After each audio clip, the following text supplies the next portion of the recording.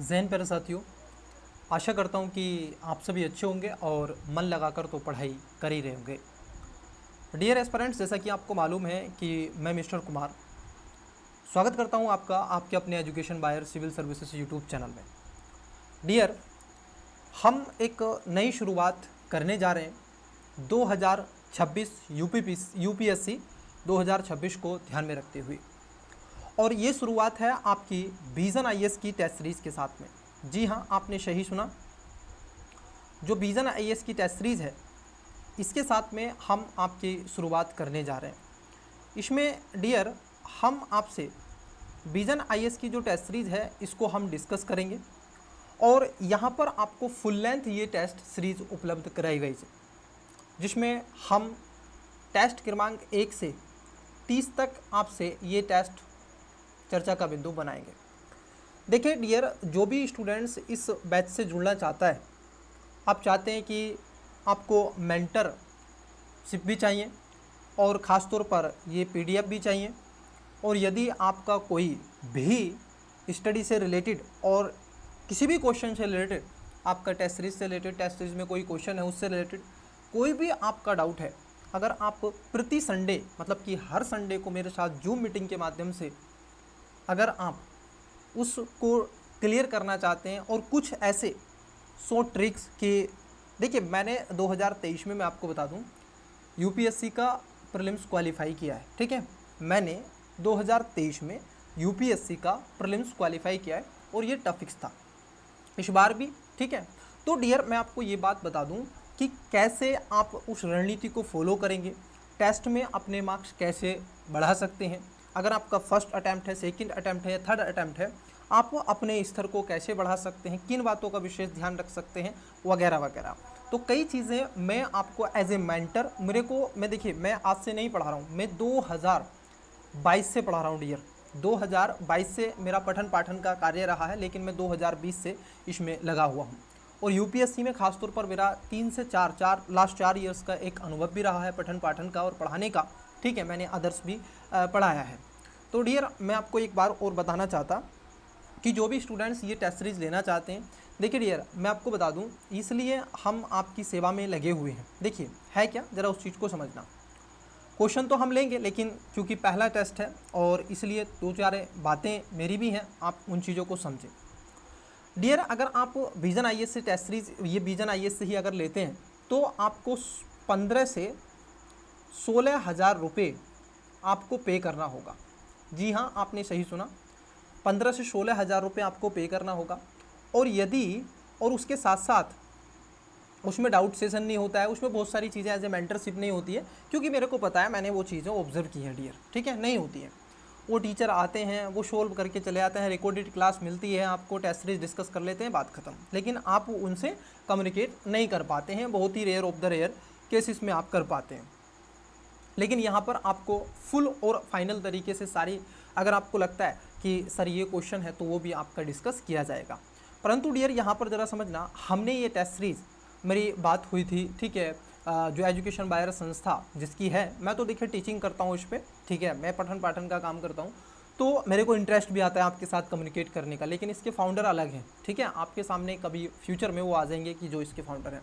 लेकिन ज़रा आप इस चीज़ को ज़रा समझिएगा डियर, कि एजुकेशन बायर आपको यही टेस्ट सीरीज़ मात्र और मात्र 50 रुपीज़ में, जी हाँ, आपने सही सुना, 50 रुपीज़ में ये टेस्ट सीरीज़ आपको प्रोवाइड करवाई जा रही है। मात्र 50 रुपये में एक टेस्ट आपको मिलेगा। 30 टेस्ट आपको कम्प्लीटली टेस्ट सीरीज होगी, जिसमें आपको कई ऐसी ट्रिक मेथड भी बताया जाएगा कि किन बातों का विशेष ध्यान रखना चाहिए। कोई भी आपका क्वेश्चन है, डाउट है, वो भी आपका क्लियर किया जाएगा, और उसके साथ साथ कुछ और टिप्स व एडवांस चीज़ें भी आपको प्रोवाइड करवाई जाएंगी। उसके साथ साथ अगर रिवीजन नोट्स की आवश्यकता होगी, वो भी आपको प्रोवाइड करवाए जाएंगे। रिवीजन कैसे करें, वो मतलब कंप्लीटली तरीके से आपको मेंटरशिप प्रोवाइड करवाई जाएगी, जिसमें मैं आपके सारे डाउट क्लियर करूंगा लाइव क्लासेस के माध्यम से, आपके फ़ोन कॉल के माध्यम से, या फिर मैं कहूँ कि जूम मीटिंग के माध्यम से, या जिस भी तरीके से आप कंफर्टेबल रहेंगे।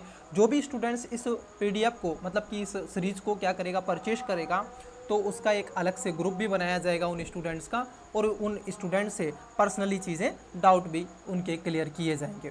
तो ये सारी चीज़ें हैं। अगर आपको लगता है कि 50 रुपीज़ में 1 टेस्ट अगर आप लेना चाहते हैं, अगर आप इंटरेस्टिंग हैं, तो आवश्यक रूप से हमने टेलीग्राम पर ऑलरेडी पहले से व्हाट्सअप नंबर आपको प्रोवाइड करवा दिया गया है।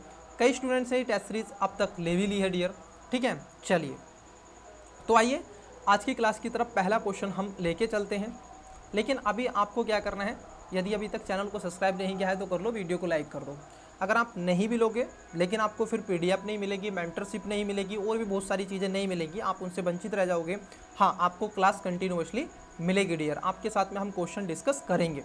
लेकिन जो स्टूडेंट्स कोर्स को परचेज कर लेगा इस टेस्ट सीरीज़ को, उसको टेस्ट पहले मिल दिया जाएगा, उसको समय दिया जाएगा कि डियर आप अब टेस्ट को लगा लीजिए, हम आपके साथ में वीडियो के माध्यम से डिस्कस करते हैं। ओके, चलिए आइए पहला क्वेश्चन देखिए। ये जो टेस्ट है डियर, अगर हम इस टेस्ट की बात कर लें, ये टेस्ट आपका पॉलिटी को टारगेट करते हैं। जी हाँ, आपने सही सुना, इसमें जो क्वेश्चन होंगे वो पॉलिटी के होंगे टोटल ओवरऑल, और इसमें करंट अफेयर भी आपका होगा। देखेंगे कि कैसे देखिए क्वेश्चन को कनेक्ट करते हैं एक दूसरे क्वेश्चन से। तो क्योंकि पहला ये टेस्ट है और ये स्टार्टिंग है, अभी तक यूट्यूब पे किसी ने भी स्टार्ट नहीं की है सीरीज़, ठीक है। एजुकेशन वायर आपके लिए सीरीज़ को लेकर के आ गया है। तो 50 रुपीज़ में आपके लिए दे दिया गया है ऑफर। अभी तक लाइक नहीं किया है कर दो, और अपना कमेंट्स आवश्यक रूप से दें कि भारत के किस कोने से या इस दुनिया के किस कोने से आप इस वीडियो को देख पा रहे हैं। तो पहला क्वेश्चन आपकी स्क्रीन पर लेके चलते हैं। ये आप देख रहे हैं बुक लिस्ट, और यहाँ पर जनरल स्टडीज़ प्रीलिम्स 2026, ये टेस्ट आपका कोड है यहाँ पर 6310, और बुक लिस्ट जो सीरीज़ है ये है C। डियर एस्पिरेंट्स, आपको 2 घंटे का समय मिलता है, ठीक है। और इसमें polity, economy, geography, history, science and tech, development और करंट अफेयर से क्वेश्चन आते हैं। 200 का मार्क्स होता है। इसमें आपके 100 क्वेश्चन देखने के लिए मिलेंगे, लेकिन ये जो टेस्ट है ये सब्जेक्ट वाइज है डियर, इसमें आपके पॉलिटी के क्वेश्चन होंगे। तो चलिए आइए पहले क्वेश्चन की तरफ बढ़ते हैं। यहाँ पर देखिए डियर, ये आपको अपना अनुक्रमांक यहाँ पर भरना होता है, उसके साथ साथ ये जो टेस्ट है बाइलिंगुअल होगा, ठीक है। देखिए अब मैं आपको एक और बात यहाँ पर बता दूँ, जो इंग्लिश वाले स्टूडेंट्स हैं एक्चुअली में है क्या है, अगर मैं मान लीजिए एक क्वेश्चन को मैं सोल्व करता हूँ, ठीक है। पहला क्वेश्चन जैसे अगर हम सोल्व करें, है ना, फिर दूसरा क्वेश्चन मतलब किसी क्वेश्चन को हिंदी में सोल्व करें, तो डियर होता है क्या है, एक ही क्वेश्चन में टाइम बहुत ज़्यादा लग जाता है। तो इसलिए जो भी इंग्लिश मीडियम के स्टूडेंट्स हैं, ठीक है, किसी के साथ में नाइंसाफ़ी नहीं होगी, इंसाफ किया जाएगा। उनको एक काम करना पड़ेगा, काम ये करना पड़ेगा प्यारे कि आपको वीडियो को पॉज करके, ठीक है, जैसे क्वेश्चन नंबर 1 है, क्वेश्चन नंबर 4 है, इसका राइट आंसर आपको कमेंट्स करना है, ठीक है। चलिए आइए, तो आप इसका जो पहला क्वेश्चन है, चौथे नंबर का क्वेश्चन है, आप इसका कमेंट्स में राइट आंसर देंगे पढ़ के, ठीक है। क्वेश्चन नंबर 5 को और क्वेश्चन नंबर 2, इन सब के अलावा क्वेश्चन नंबर 3, क्वेश्चन नंबर 6। चलिए आइए देखिए क्वेश्चन की तरफ बढ़ते हैं। क्वेश्चन नंबर पहला आपकी स्क्रीन पर है, आपकी स्क्रीन पर आपको क्वेश्चन ऑलरेडी विजिबल हो रहा है, ठीक है। चलिए देखिए क्वेश्चन क्या है, मैं इसकी थिकनेस थोड़ी कम कर लेता हूँ। ओके, देखिए क्वेश्चन नंबर पहला है आपका, किसी नागरिक की नागरिकता तब समाप्त हो जाती है यदि। देखो डियर, यहाँ पर क्या है, सिटीजनशिप से क्वेश्चन आपका पूछा गया है, मतलब कि किसी की भी सिटीजनशिप कब समाप्त होगी उसके बारे में आपको बताना है। अब 3 स्टेटमेंट आपको दे के रखे हैं, इन 3 में से आपको वीडियो को पॉज करके और मेरे साथ सोल्व करने का प्रयास करना है। देखिए पहला है, वह लगातार 5 वर्षों से सामान्य रूप से भारत से बाहर निवास करता रहता है। मतलब कि अगर कोई व्यक्ति मान लीजिए कंटिन्यूसली भारत से बाहर और 5 वर्ष तक वो रह गया, तो उसकी नागरिकता क्या होगी, समाप्त हो जाएगी। क्या ऐसी बात की गई है। दूसरा है, वह भारत के संविधान के प्रति अनादर व्यक्त करता है। तीसरे में कह रहे हैं कि पंजीकरण या प्राकृतिक नागरिकता के 5 वर्षों के दौरान नागरिक को किसी भी देश में 2 वर्ष या उससे अधिक का कारावास हुआ हो। मतलब कि अगर उसको किसी अदर देश के अंतर्गत क्या हो गई है, सज़ा हो गई है, तो उसकी भी नागरिकता समाप्त कर दी जाएगी। अब नीचे आपको प्रयोग करके सही उत्तर चुनना है डियर। यहाँ पर सही उत्तर चुने केवल 2, यहाँ पर केवल एक, इसमें 2 सही है, 1 और 2, ठीक है, 2 और 3 और 1 2 3। बताइएगा इसका राइट आंसर क्या है। आयोग कि आपने इसका करेक्ट आंसर दिया होगा। देखिए डियर है क्या, एक एक करके बात करते हैं। क्वेश्चन पूछा गया आपसे कहाँ से, पहले तो इस चीज़ को देखिएगा। क्वेश्चन जो पूछा गया है, ये क्वेश्चन पूछा गया है सिटीजनशिप मतलब कि नागरिकता से आपका क्वेश्चन बना है। डियर, मुझे बताइएगा नागरिकता संविधान के अगर हम देखें किस पार्ट में है, तो संविधान के पार्ट नंबर 2 में आपको मिलती है, 5 से 11 तक आपको मिलती है। जैसे आप संविधान का आर्टिकल 5 पढ़ते हैं, 6 पढ़ते हैं, 7 पढ़ते हैं, 8 पढ़ते हैं, 9 पढ़ते हैं, वहीं 10 पढ़ते हैं और उसके साथ साथ 11 पढ़ते हैं। जो 11वें आर्टिकल से डियर, यही आपका कहता है कि संसद को ये अधिकार है कि वो क्या कर सकती है, 10 के तहत संसद को ये अधिकार है, ठीक है, आर्टिकल 10 के तहत संसद को ये अधिकार है कि उस पर वो कानून बना सकती है। नागरिकता की जो समाप्ति है डियर, वो आपकी 3 प्रकार से की जाती है। 3 प्रकार, जैसे आप मान लीजिए कोई व्यक्ति है कि किसी अन्य देश की क्या कर ले, सिटीजनशिप को वो, किसी देश की अदर सिटीजनशिप को वो क्या कर ले, अपना ले। संविधान के प्रति, मतलब कि किसके प्रति, संविधान के प्रति अगर वो अनादर का व्यवहार रखता है तब, और उसके साथ साथ उसने जो नागरिकता प्राप्त की है वो धोखे से की है, ठीक है, ये ध्यान में रखना है, तो उसकी नागरिकता को क्या होगा, समाप्त कर दिया जाएगा प्यारे। उसके साथ साथ अगर कोई व्यक्ति जिसने फर्जीवाड़े से की है, एक तो वो है, फिर आपसे कई बार क्वेश्चन ये भी बन जाता है डियर कि किसकी नागरिकता समाप्त नहीं की जा सकती, तो ध्यान रखना किसकी नागरिकता समाप्त नहीं की जा सकती, तो जिसकी वंश से नागरिकता होती है उसको आप समाप्त नहीं कर सकते, संसद भी उसको समापन नहीं कर सकती है। तो देखो यहाँ पर ये कह रहे हैं, पहला स्टेटमेंट गलत हो जाएगा कि वह लगातार 5 वर्षों से सामान्य रूप से भारत से बाहर निवास करता हो, ऐसी बात यहाँ पर कदापि नहीं है, तो पहला गलत है। अब देखो एलिमेंट मेथड लगाओ, जहाँ एक है वो इसका राइट आंसर होगा ही नहीं, दूसरा ऑफकोर्स सही है, तीसरा एकदम सही है, तो right answer option number C हो जाएगा। क्या हो जाएगा, सी आपका करेक्ट आंसर हो जाएगा डियर। ठीक है, अगर आप देखें नागरिकता को, क्योंकि नागरिकता अधिनियम 1955 भी इसमें रखा गया है, आप जैसे स्वेच्छा से भी त्याग कर सकते हैं, बर्खास्त की जा सकती है और उसके साथ साथ वंचित भी किया जा सकता है, ठीक है, तो इसको थोड़ा सा ध्यान में रखना है। यहाँ पे 5 वर्ष नहीं है, वो आपका है 7 वर्ष, इसको थोड़ा सा ध्यान में रखना है, 7 वर्ष है ना कि 5 वर्ष। चलिए नेक्स्ट क्वेश्चन देखते हैं, इसको इरेज कर देते हैं। ये हमारा पठन पाठन का तरीका रहता है डियर। क्वेश्चन नंबर आपका सेकंड जरा देखिएगा, सेकंड में क्या कह रहे हैं आपसे, मूल संरचना सिद्धांत के संदर्भ में निम्नलिखित कथनों पर विचार कीजिए। मतलब कि बेसिक स्ट्रक्चर के बारे में आपसे क्वेश्चन पूछा है। बेसिक स्ट्रक्चर तो संविधान के मूलभूत संविधान में तो नहीं था, बल्कि इसको तो बाद में विभिन्न ऐसे सुप्रीम कोर्ट के जजमेंट के माध्यम से ये इसको लाया गया है। खासतौर पर इसकी जो नींव है, इसको जो वास्तविक रूप से विस्तार देने का काम किया वो केशवानंद भारती बनाम केरल मामला जो 1973 का था, उसके माध्यम से ये हुआ है, जिसमें आज तक के भारतीय इतिहास में सबसे बड़ी जो कॉन्स्टिट्यूशन बेंच थी वो थी, 13 जज की बेंच थी, उससे बड़ी अब तक कोई भी संवैधानिक बेंच नहीं बैठी है। तो यहाँ पर बेसिक स्ट्रक्चर के बारे में आपसे क्वेश्चन पूछा गया है, ठीक है। चलिए आइए देखते हैं। पहला, यह सिद्धांत, अच्छा ये कथन है डियर, जरा समझना, यहाँ पर पहला कथन है और यहाँ पर दूसरा कथन है। यह सिद्धांत सर्वप्रथम मिनिमम विल्स बाद में प्रस्तुत किया गया था। मतलब कि इसको जो प्रस्तुत करने का प्रयास किया गया वो मिनिमम विल्स जो मामला था उसमें किया गया था। दूसरे में कह रहे हैं यह संविधान संशोधन करने की संसद की अत्यंतिक शक्ति का समर्थन करता है। देखिए अत्यंतिक शक्ति का समर्थन करता है, क्या इसमें आप बताइएगा कौन सा सही है और कौन सा नहीं है। ऑप्शन नंबर 1 केवल 1, बी केवल 2, सी 1 और 2 दोनों, डी ना तो 1 ना ही 2। चलिए आइए एक एक करके बात करते हैं। देखो डियर, अगर हम बात कर लें, पहला जो स्टेटमेंट है कि सर्वप्रथम ये जो मिनिमम मिल्स मामला था, मिनर्वा जो मिल्स मामला था, ये मामला हुआ था 1980 में। इसके पहले जो मामला हुआ था वो था केशवानंद भारती मामला पहले हो गया था।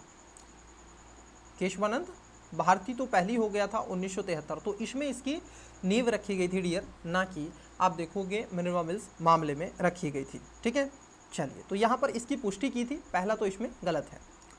यह संविधान संशोधन करने की संसद की अत्यंतिक शक्ति का समर्थन करता है। नहीं डियर, ये समर्थन नहीं करता है, बल्कि संसद की जो अत्यंतिक शक्ति है इसको ये सीमित करता है, लिमिटेड करता है।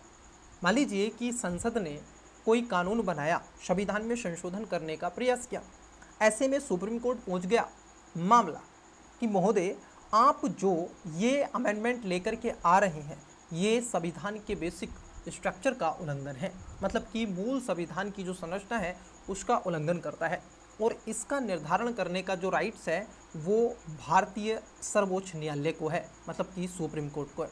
तो यहाँ पर दोनों ही डियर आपके क्या हो जाएंगे, स्टेटमेंट गलत हो जाएंगे। अब जैसे ही दोनों गलत हुए तो आंसर आना चाहिए option number D, it is right now. इसका जो करेक्ट आंसर होगा ऑप्शन नंबर डी इसका राइट आंसर हो जाएगा डियर। चलिए क्वेश्चन नंबर की तरफ बढ़ते हैं 3।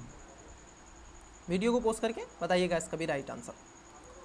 हाल ही में स्थापित राष्ट्रीय हल्दी बोर्ड, देखो डियर अभी क्या है कि ये चर्चाओं में रहा था राष्ट्रीय हल्दी बोर्ड। ये क्यों चर्चाओं में रहा था, अब जरा इसको समझिएगा। यहाँ पे ये जो हल्दी बोर्ड है डियर, ये बजट 2000 जो 25-26 था इसमें देखने के लिए आपको मिला।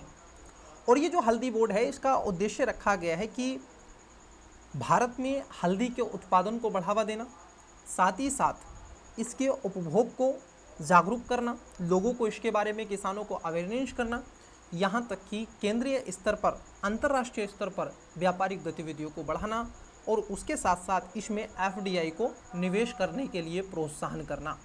तो राष्ट्रीय हल्दी बोर्ड को गठित कर दिया गया है। ठीक है, चलिए पहला, बोर्ड का गठन नई दिल्ली उत्पादों के अनुसंधान और विकास को प्रोत्साहन देने के लिए किया गया। ये बात एकदम आपकी सही है। बोर्ड वाणिज्यिक एवं उद्योग मंत्रालय के अंतर्गत संचालित होगा, मतलब कि इसका जो संचालन करेगा वो केंद्रीय वाणिज्यिक जो आपका उद्योग मंत्री है, ठीक है, वो क्या करेंगे, इसका संचालन करेंगे। तो ये बात भी आपकी सही है। बोर्ड का मुख्यालय केरल में स्थापित किया जाएगा। देखो यहाँ पर जो है ये केरल, यही गलत है, क्योंकि बोर्ड का जो मुख्यालय होगा ये तेलंगाना में होगा प्यारे।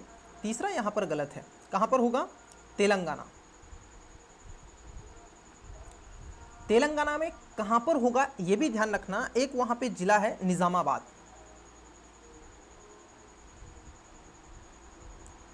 तेलंगाना के निजामाबाद जिले में इसको बनाया गया है। ठीक है, ये जो बोर्ड है ये निजामाबाद में, तेलंगाना में आपको देखने के लिए मिलेगा, ना कि केरल में मिलेगा। अब देखो जैसे ही आपका तीसरा स्टेटमेंट गलत है, क्योंकि सही पूछा है, तीसरा देखो कहाँ पर है, तो बी आंसर नहीं होगा, सी आंसर नहीं होगा, डी आंसर नहीं होगा प्यारे। तो इसका राइट आंसर क्या होगा, ऑप्शन नंबर ए इसका करेक्ट आंसर हो जाएगा।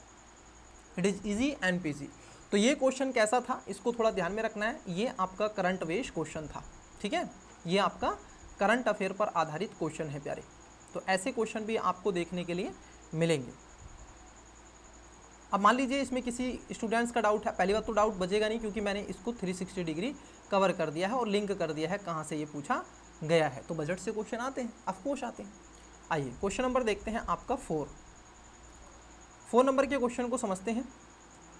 देखिए, भारत पोल पोर्टल जिसका उद्देश्य पारदर्शी अपराधों से निपटने के भारत के प्रयासों को सशक्त करना है, निम्नलिखित में से किस एक एजेंसी द्वारा विकसित किया गया है। किसको विकसित किया गया है, भारत पोल पोर्टल के बारे में आपसे पूछा है। ये भी कैसा क्वेश्चन है, ये भी आपका करंट अफेयर का क्वेश्चन है डियर। तो ये किसने आप देखोगे विकसित किया है, इसको थोड़ा ध्यान में रखना।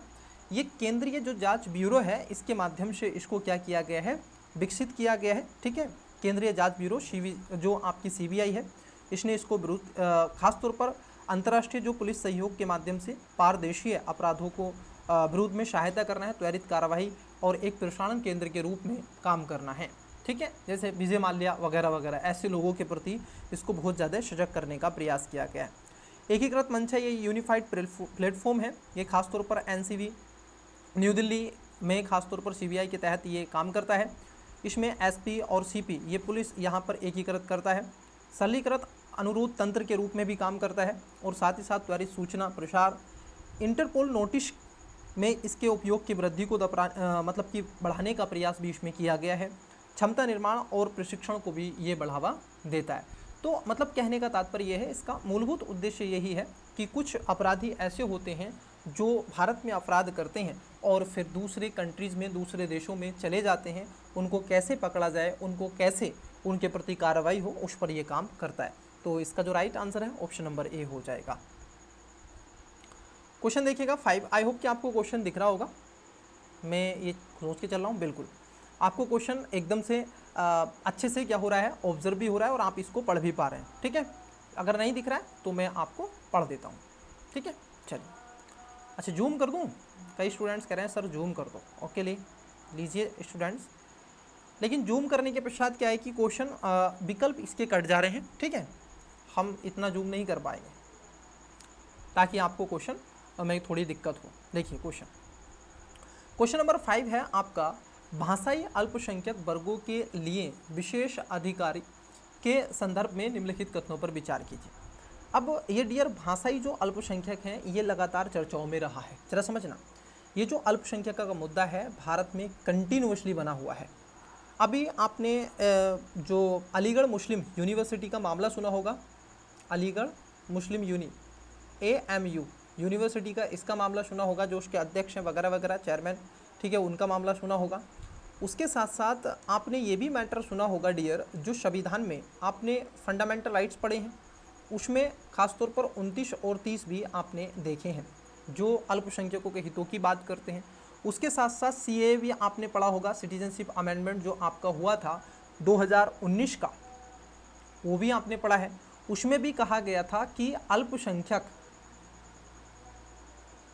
जो हैं वही भारत आएंगे और उनको नागरिकता दी जाएगी, है ना, जो इन देशों में है भारत, पाकिस्तान, बांग्लादेश और अफगानिस्तान, वो भारत में आएंगे, पाकिस्तान, अफगानिस्तान और बांग्लादेश से, ठीक है। तो अब देखो यहाँ पर 2 स्टेटमेंट देकर के आपको रखें। पहला, यह है भारत के राष्ट्रपति द्वारा नियुक्त एक संवैधानिक पद है। अब देखो डियर, यहाँ की अगर हम बात कर लें तो ये क्या है, एक संवैधानिक पद के रूप में जाना जाता है अल्पसंख्यक वर्गों के लिए एक अधिकारी के रूप में।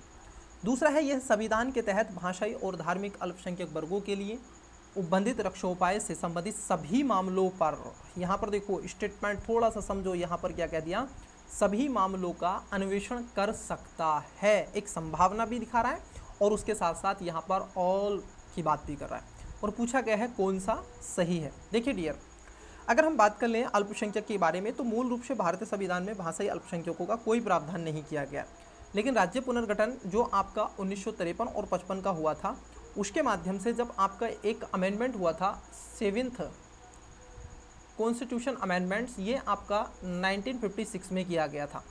1956 में ये 7वां संविधान संशोधन हुआ और उसके बाद संविधान की अगर हम बात कर ले तो संविधान में इसमें जो भाग था, संविधान का एक भाग अगर हम देखें, भाग जो आपका 17 है उसमें देखने के लिए आपको मिलेगा, ठीक है, भाग 17। और आर्टिकल की अगर हम बात कर लें, आर्टिकल 350B, यहाँ पर भी आपको ये देखने के लिए मिलता है, तो इसमें इसको शामिल किया गया था। तो भाषाई अल्पसंख्यकों को लेकर के विशेष अधिकारी के रूप में इसको राष्ट्रपति ही नियुक्त करता है, ये बात एकदम सही है। लेकिन यहाँ पर सेकेंड स्टेटमेंट आपका गलत है, it is wrong, second statement wrong है आपका। तो यहाँ पे देखो, अब जैसे ही सेकेंड स्टेटमेंट आपका गलत हुआ तो आप राइट आंसर की तरफ चले जाएंगे। अब सी तो नहीं होगा, उसके साथ साथ बी भी नहीं होगा, तो राइट आंसर क्या है, सही पूछा है, ऑप्शन नंबर ए इसका करेक्ट आंसर हो जाएगा। चलिए नेक्स्ट क्वेश्चन की तरफ बढ़ते हैं। क्वेश्चन नंबर देखिएगा 6, आई होप कि आपको क्वेश्चन दिख रहा है। भारत के महाअधिवक्ता के संदर्भ में निम्नलिखित कथनों पर विचार कीजिए। किसके बारे में पूछा है, महाअधिवक्ता, महाअधिवक्ता, ठीक है, सॉलिसिटर जनरल ऑफ इंडिया, ठीक है। चलिए, पहला 2 स्टेटमेंट देकर रखें, यहाँ पर पहला है और यहाँ पर दूसरा है। पहला स्टेटमेंट है कि भारत के महाधिवक्ता का पद एक संवैधानिक पद है। देखिए यहाँ पर एक शब्द है, एक संवैधानिक पद है। महाधिवक्ता और महान्यायवादी दोनों संसद की कार्रवाई में भाग ले सकते हैं। अब आपको बताना है कि कौन सा सही है। चलिए एक एक करके बात करते हैं। देखो डियर, अगर हम देखें महाअधिवक्ता के बारे में यहाँ पर बात की गई है, जिसको SGI बोलते हैं, ठीक है। यहाँ पर जो पहला स्टेटमेंट है, अगर हम इसकी बात कर लें तो पहला स्टेटमेंट आपका गलत है, ये कोई संवैधानिक संस्था वगैरह नहीं है। आप देखोगे संविधान का एक आर्टिकल है डियर, संविधान का आर्टिकल है 76, वो कहता है अटॉर्नी जनरल के बारे में। किसके बारे में, अटॉर्नी जनरल के बारे में वो कहता है प्यारे, ना कि महाधिवक्ता के बारे में कहता है। उसके साथ साथ महान्यायवादी को संविधान के अनुच्छेद 88 के तहत, अब देखो तो इसमें ये संवैधानिक पद नहीं है, एक वैधानिक पद है, इसको विधान के माध्यम से इसको जोड़ा गया था, ठीक है, बाद में। और ये खासतौर पर राज्य में इसमें काम करेगा, और ये जो महान्यायवादी होते हैं, अटॉर्नी जनरल होते हैं, इनकी ये क्या करेगा, थोड़ी मदद करेगा। ऐसे मान के चलिएगा ये अटॉर्नी जनरल का एक असिस्टेंट्स के रूप में काम करता है। तो यहाँ पर पहला स्टेटमेंट आपका गलत है। दूसरा स्टेटमेंट भी गलत है कि महाधिवक्ता और महान्यायवादी दोनों संसद की कार्रवाई में भाग ले सकते हैं, कदापि नहीं ले सकते। इसमें केवल एक भाग लेता है। देखो संविधान का एक आर्टिकल है डियर, अगर आपने पढ़ा होगा आर्टिकल 88 में कहता है कि जो अटॉर्नी जनरल ऑफ इंडिया है, मतलब कि भारत के महान्यायवादी हैं, उनको भारत की संसद की कार्रवाई में भाग लेने का अधिकार होता है, ना कि महाअधिवक्ता को। तो यहाँ पर जो सेकंड स्टेटमेंट है वो आपका क्या हो जाएगा, गलत हो जाएगा। तो पहला भी गलत हो गया, सेकंड भी गलत हो गया। पूछा था आपसे सही, दोनों बातें यहाँ पर आपकी गलत हैं। आप इसे कह रहा हूँ, कुछ सुनाई दे रहा है, हेलो, सो मत जाना डियर, इसको देखो। तो यहाँ पर जो राइट आंसर होगा ऑप्शन नंबर आपका डी इसका करेक्ट आंसर होगा।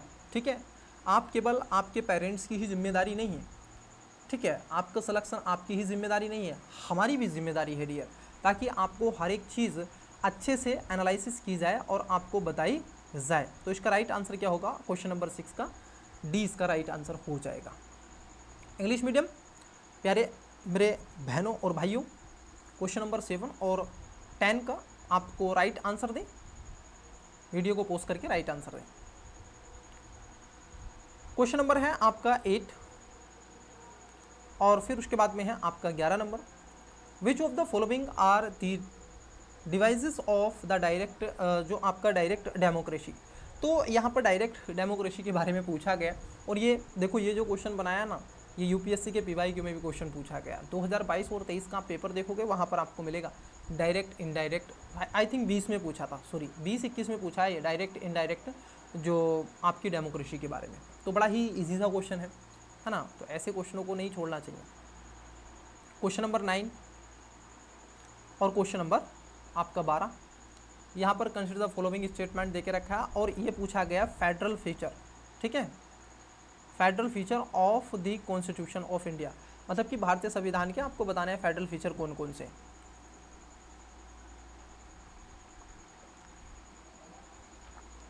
चलिए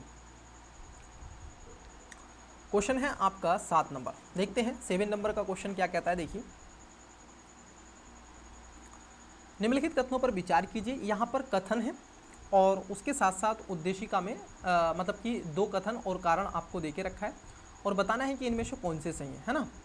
चलिए देखिए, पहला, उद्देशिका प्रकृति में न्यायिक है। देखो उद्देशिका की अगर हम बात कर लें तो प्रकृति में ये न्यायिक है नहीं, उद्देशिका आपकी प्रकृति में न्याय नहीं है। इसको आप सुप्रीम कोर्ट में या फिर हाई कोर्ट में एक शब्द में कहूँ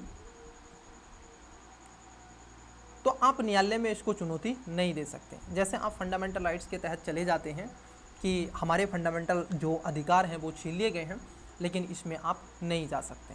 तो यहाँ पर पहला जो स्टेटमेंट है वो आपका गलत है। ठीक है, दूसरा स्टेटमेंट कथन है आपका कि उद्देशिका संविधान का एक अंग है, मतलब कि एक भाग है। तो यहाँ पर दूसरा जो स्टेटमेंट है आपका सही है। अब देखो, जब भी ऐसे कथन और कारण वाले क्वेश्चन पूछे जाएं और आपको पता चला है 100% I am sure about this statement it is wrong, तो हम इससे एलिमेट मेथड यूज करेंगे ऐसे स्टेटमेंट में। देखो डियर कैसे, अब देखो यहाँ पर है पहला गलत, तो ये कह रहे हैं दोनों कथन सही हैं, ए आंसर नहीं होगा। दोनों कथन सही हैं, बी आंसर नहीं होगा। ये कह रहे हैं ए सही है, नहीं डियर आपका ए तो गलत है। तो इसमें राइट आंसर क्या है, ऑप्शन नंबर डी, मतलब कि कथन पहला गलत है और कथन किंतु दूसरा आपका सही है। तो इसका राइट आंसर ऑप्शन नंबर क्या हो जाएगा, डी इसका करेक्ट आंसर हो जाएगा प्यारे। ठीक है, क्या हो जाएगा, डी इसका करेक्ट आंसर हो जाएगा डियर। तो अगर हम देख लें उद्देशिका के बारे में, तो उद्देशिका खासतौर पर हमारे संविधान के आदर्श, मूलभूत दर्शन और राजनीतिक, नैतिक, धार्मिक मौलिक मूल्यों का उल्लेख भी करता है।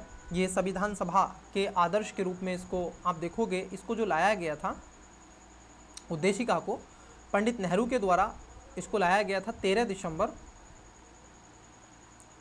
1946 को संविधान सभा के सामने इसको प्रस्तुत किया गया। संविधान सभा ने इसको आगे चलकर 1948 में खास तौर पर इसको क्या कर लिया, सम्मिलित कर लिया था।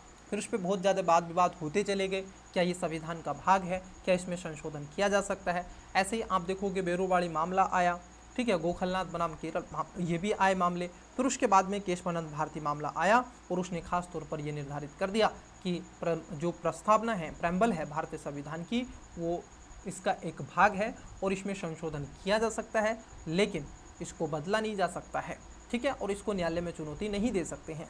और उसके साथ साथ इस बात को सुप्रीम कोर्ट ने बाद में LIC ऑफ इंडिया बाद 1995 में भी इस बात को बताया था।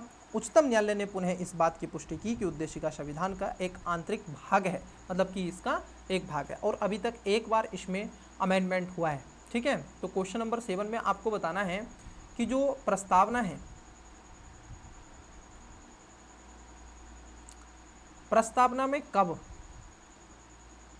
संविधान संशोधन हुआ था, ठीक है, ये आपको कमेंट्स करना है। देखते हैं कितने स्टूडेंट्स, प्रस्तावना में कब संविधान संशोधन हुआ था, कॉन्स्टिट्यूशन अमेंडमेंट हुआ था, और किन शब्दों को इसके अंतर्गत जोड़ा गया था, ठीक है। हम भारत के लोग, भारत को संपूर्ण प्रभुत्व संपन्न समाजवादी पंथनिरपेक्ष लोकतंत्रात्मक गणराज्य, आप यदि आप पढ़ते हैं ना डियर, जब भी NCERT पढ़ोगे तो NCERT के फ्रंट पेपर पे आपको ये मिल जाएगा। चलिए, तो अभी तक एक बार इसमें अमेंडमेंट्स किया जा चुका है। क्वेश्चन नंबर देखिएगा 8 नंबर, वित्त आयोग के संदर्भ में निम्नलिखित कथनों पर विचार कीजिए। डियर ध्यान रखना, ये वित्त आयोग जो है, जो आपका फाइनेंस कमीशन है, इस बार चर्चाओं में रहा है ना, क्योंकि 16वें वित्त आयोग का गठन हो गया है और 16वें वित्त आयोग के जो अध्यक्ष हैं वो आपको पता ही है, पनगाड़िया कौन है, आपको कमेंट्स में बताना है 16वें वित्त आयोग के अध्यक्ष।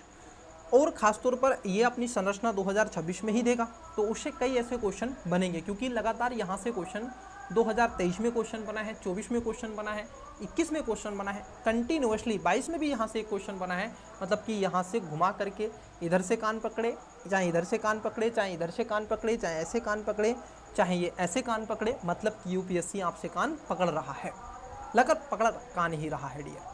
तो यहाँ पे जो वित्त आयोग है, इसके बारे में क्वेश्चन लगातार बने हैं और GST से क्वेश्चन बनने की संभावना इस बार रहेगी। देखिए क्या है, यह एक अर्ध न्यायिक निकाय है जिसका गठन राष्ट्रपति द्वारा प्रत्येक 6ठे वर्ष में किया जाता है।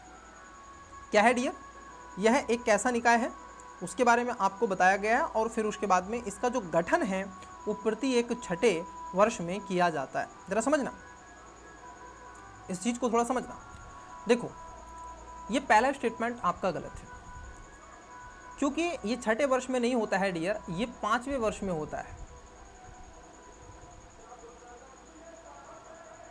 5 वर्ष में होता है ये, 5 वर्ष में, मतलब कि 1 वर्ष पूर्व ही राष्ट्रपति क्या कर लेते हैं, उनको नियुक्ति कर देते हैं। जैसे अभी वर्तमान में आपने देखा होगा, जो 16वें वित्त आयोग का गठन कर दिया गया 2025 में ही, और उनका कार्यकाल 2026 से स्टार्ट होगा, है ना, तो वो पहले ही उस चीज़ को कर देते हैं। तो ये पहला आपका गलत है डियर, पहला गलत है। यहाँ पर 6 वर्ष नहीं आएगा, यहाँ पर 5 वर्ष आएगा। तो देखो, कई बार जो डाटा वाला स्टेटमेंट होता है तो उसको आपको अच्छे से समझना है। डाटा वाला स्टेटमेंट आपका सामान्यतः गलत होने के चांसेस 90% रहते हैं, थोड़ा सा ये भी ध्यान रखना। मैं आपको ऐसी चीज़ें बताने वाला हूँ, जो भी मेंटरशिप ने अगर ले लिया, मैं गारंटी के साथ कहता हूँ, ऐसा आपको बताऊँगा कि आपकी जो प्रोबेबिलिटी है एग्ज़ाम को क्रैक करने की, वो बढ़ जाएगी।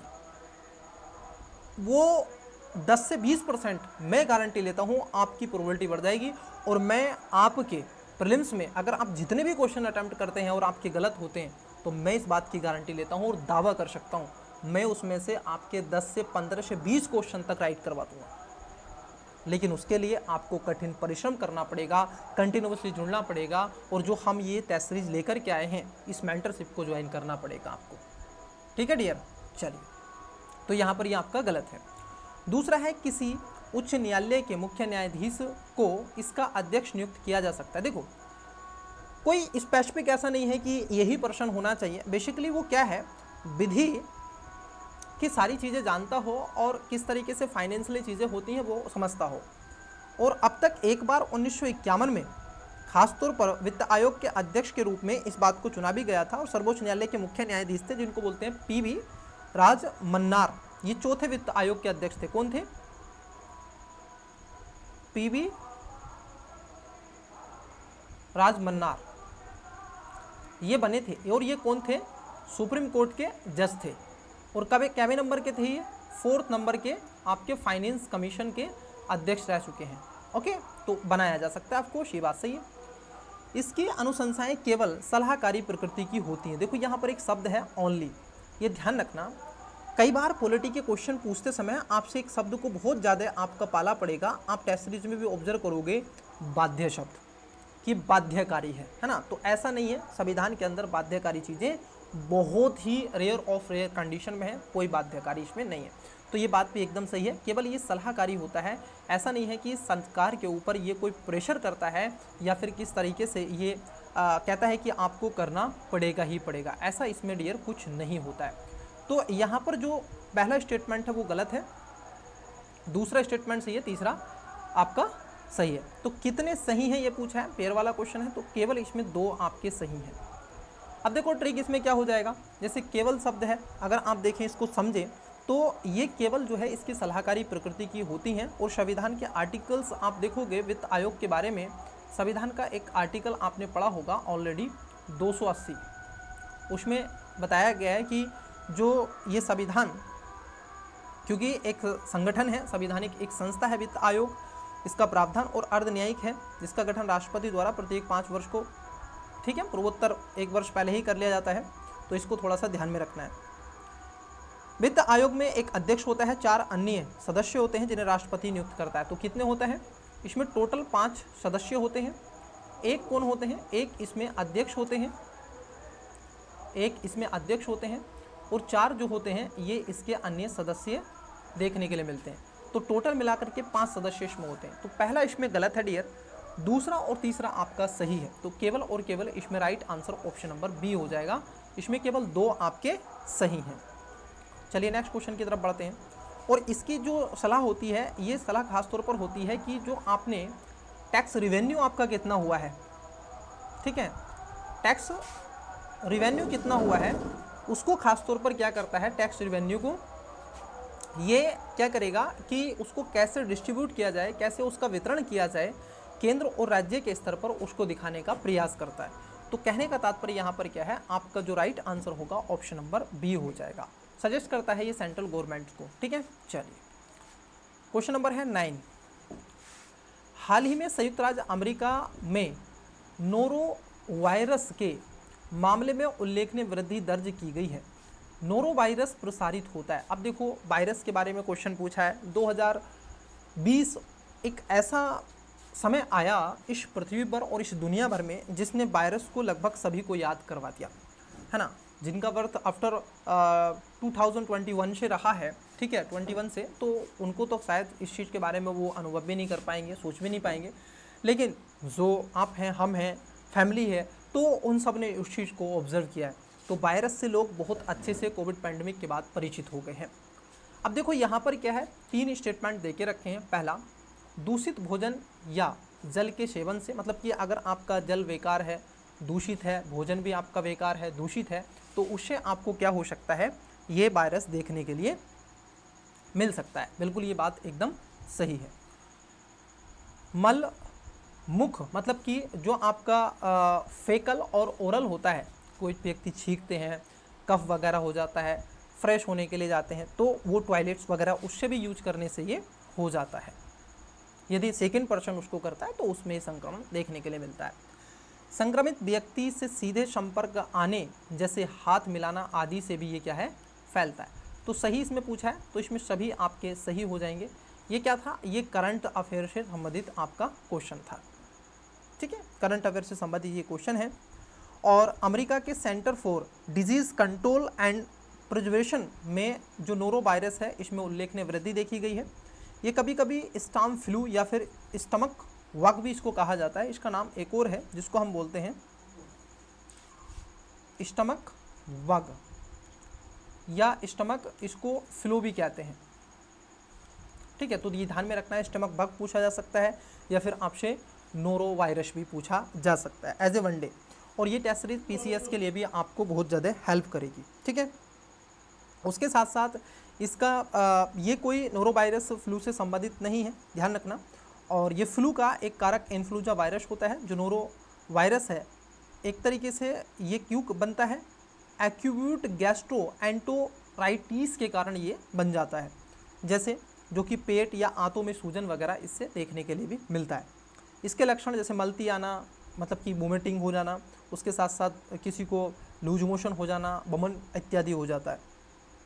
ठीक है, उसके साथ साथ ये उच्चतम तापमान जैसे 60 डिग्री सेल्सियस तक भी ये जीवित रह सकता है। इसकी एक और खूबी है कि अगर तापमान इस पृथ्वी का 60 डिग्री से 60 डिग्री से अगर हो जाए तो तब भी ये जीवित रहता है ये वायरस। ऐसा नहीं है कि इस वायरस की मृत्यु हो जाएगी, डेथ हो जाएगी, नहीं। तो इसका जो राइट आंसर है, तीनों बातें आपकी एकदम सही हैं। तो इसका right answer option number D. Next question number देखते हैं 10। ये कह रहे हैं आपसे क्वेश्चन नंबर 10 में निम्नलिखित पर विचार कीजिए। अब यहाँ पर 3 स्टेटमेंट देके रखे और पूछा जा रहा है कि इसमें से कौन सा जो 44वें संविधान संशोधन के माध्यम से 44 कॉन्स्टिट्यूशन अमेंडमेंट्स जो किया गया था 1978 में, कौन कौन से शब्दों को जोड़ा गया था, किस किस को यहाँ पर ऐड ऑन किया गया था।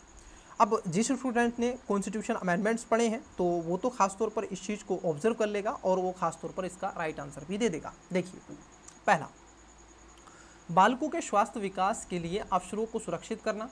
दूसरा, आय, प्रतिष्ठा, सुविधाओं और अवसरों में असमानता को कम करना। तीसरा, पर्यावरण का संरक्षण तथा संवर्धन और वन तथा वन्यजीवों की रक्षा करना। अब इसमें से आपको बताना है कितने सही हैं। इन तीनों में से आपको बताना है कितने सही हैं। ये नहीं बताना है केवल एक का, मतलब ये नहीं बताना है कि केवल एक सही है इसमें। एक मतलब यहाँ पर जो है स्टेटमेंट दे के रखा है ऑप्शंस, केवल एक, मतलब कि इन तीनों में केवल एक सही है, चाहे उसमें बी सही होगा आपका, दूसरा सही हो, तीसरा सही हो या एक सही हो, कोई भी हो, मतलब कि इसमें से तीनों में से एक सही है। उसके साथ साथ बी में कह रहे हैं 2, मतलब कि इन तीनों में से 2 सही हैं, मतलब कि सी सभी, मतलब कि ये तीनों सही हैं या फिर कोई नहीं। तो देखिए, आइए एक एक करके बात करते हैं। देखो, पहला जो स्टेटमेंट यहाँ पर दे के रखा है, क्योंकि 2 कॉन्स्टिट्यूशन अमेंडमेंट्स आपने खासतौर पर देखे होंगे। एक आपने देखा है 42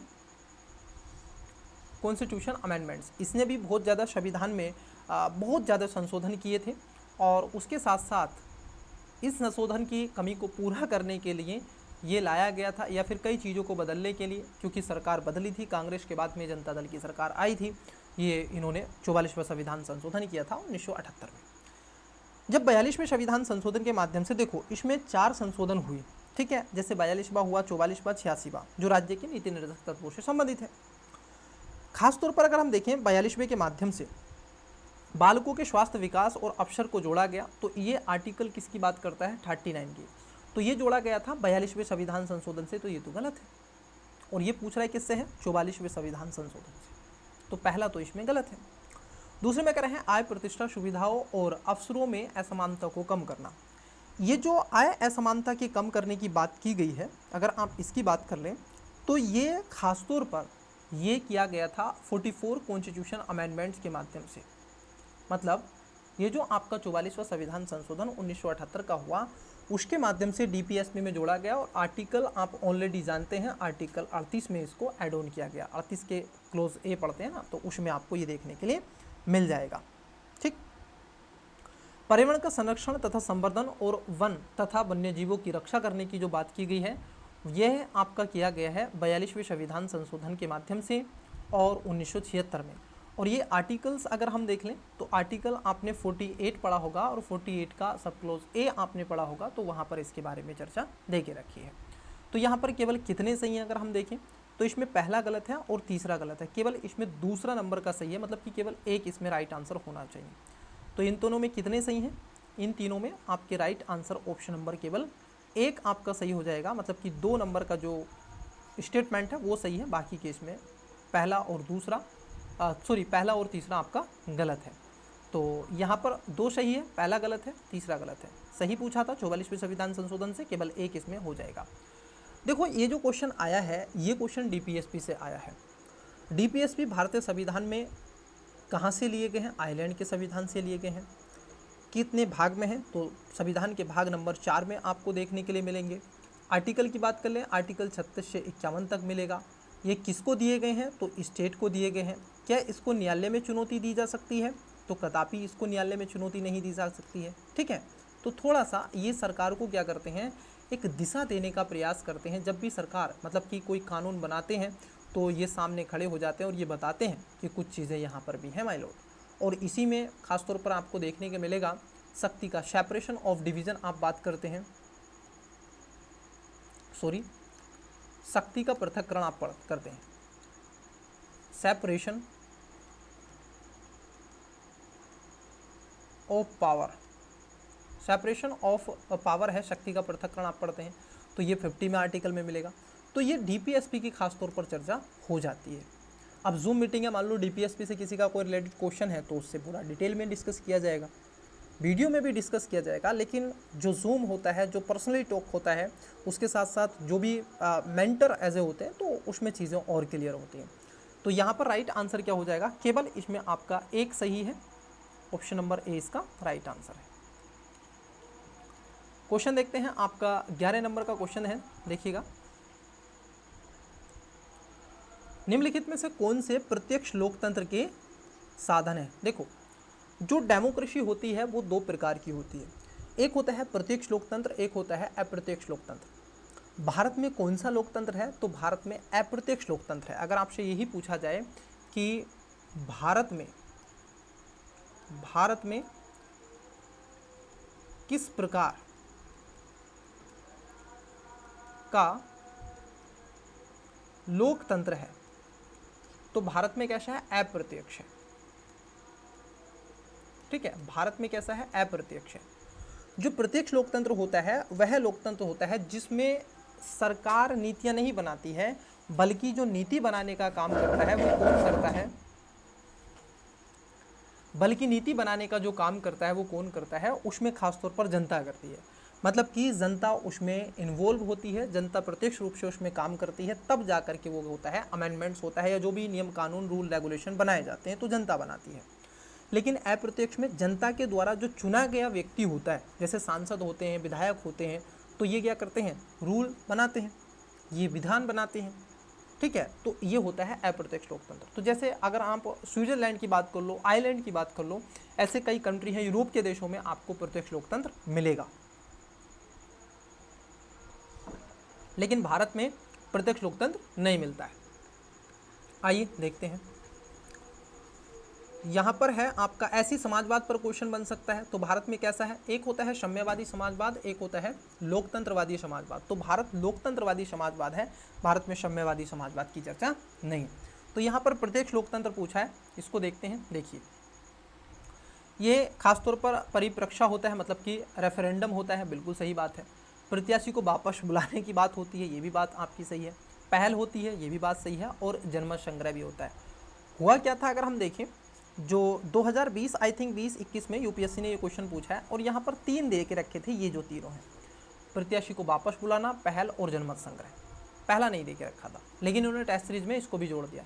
तो ये चारों सही हैं। ठीक है, इसमें सही पूछा था आपसे, तो ये चारों सही हैं। अब चारों सही हैं तो डी इसका राइट आंसर है। It is clear, you know. तो क्वेश्चन को करने के लिए डिटेल्स में आपको एनालिसिस होना चाहिए, और इतना विस्तार डेप्थ में आपकी पॉलिटी कवर होनी चाहिए, फिर आप उसका राइट आंसर देने में सक्षम होते हैं। अन्यथा फिर आप एलिमेंट मेथड लगाते हैं, तुक्के लगाते हैं, जिससे आपके क्वेश्चन गलत होने के चांसेस ज़्यादा हो जाते हैं। क्वेश्चन नंबर 12 है आपका, निम्नलिखित पर विचार कीजिए। पूछा गया है कि उपयुक्त में से कौन सा या सी संविधान की संघीय विशेषताएं। देखो, दो तरीके से आप पढ़ते हैं, जैसे एकात्मक संवैधानिक विशेषताएं क्या होती हैं, संघात्मक संवैधानिक विशेषताएं क्या होती हैं। दोनों को एक साथ थोड़ा समझने का प्रयास करते हैं। देखो, अगर आप जब भी एकात्मक चीज़ों की बात आपसे पूछी जाए तो आपको सीधा अमेरिका याद आना चाहिए, यूएसए का जो संविधान है वहाँ पर अध्यक्षात्मक शासन की व्यवस्था की गई है, तो एकात्मक शासन व्यवस्था वहाँ पर खास तौर पर होती है। एकात्मक में क्या होता है, अगर हम देखें, क्योंकि यहाँ पर क्या पूछा है, संघ पूछा है, तो संघ में क्या होता है, देखो मैं एक तराजू बना देता हूँ और तराजू के दो पड़ले आपको बना करके दिखा देते हैं। ठीक है, ये मान लीजिए तराजू है और इसके दो पड़ले हैं। अब ये दो पल्ले दिख रहे हैं आपको, पड़ले हैं। अब ये दोनों क्या हैं, जैसे मान लो ये ए है और ये बी है, दोनों पल्ले क्या हैं, इस समय इक्वल आपको दिख रहे हैं, बराबर दिख रहे हैं, तो ये क्या है, एक संघीय व्यवस्था है। अगर मानो इसमें से कोई एक पल्ला क्या हो जाए, आपका ऊपर नीचे हो जाए, जैसे अगर हम इसकी बात कर लें तो ये पल्ला आपका नीचे चला गया है। ठीक है, अब देखो ये ऊपर रह गया, तो इधर क्या है, झुकाव थोड़ा सा आपका ज़्यादा हो जाएगा। किधर हो जाएगा, झुकाव आपका इधर हो जाएगा, ऐसे इस ओर, ठीक है, रियर आपका झुकाव इस ओर हो जाएगा। सॉरी, ये आपकी तराजू ऐसे झुक चुकी है, ये तराजू झुक चुकी है, तो शक्ति किधर आ गई है ज़्यादा, ये इधर शक्ति आ गई है, बी में शक्ति ज़्यादा आ गई है, और यही क्या है, एकात्मक व्यवस्था को दर्शाता है। संघ में क्या है, इक्वल चीज़ें होती हैं। जैसे मैं एक एग्जांपल दूं, मान लीजिए अगर सरकार को जो ऑर्डिनेंस बिल लेकर के आती है, क्योंकि उसी पर संविधान का आर्टिकल 108 के तहत ही आपको जॉइंट सिटिंग बैठाने का अधिकार दे के रखा है, तो वहाँ पर जो राज्यसभा है उसकी शक्ति तो बर्खास्त ही कर दी जाती है, मतलब कि उसके पास कोई पावर ऐसी नहीं होती है, और फाइनली जा कर के उसको पारित कर लिया जाता है बिल को, ठीक है, जो भी वो एक्ट बन जाता है। वहाँ पर जो आपकी लोकसभा है वो एक्टिव ज़्यादा हो जाती है। कई ऐसे विषय आपको मिलेंगे, जैसे एक और मैं आपको बताता हूँ, एकात्मक का कुछ विषय बता दूँ, ताकि संघ तो बताइएंगे लेकिन एकात्मकता भी थोड़ा समझिएगा।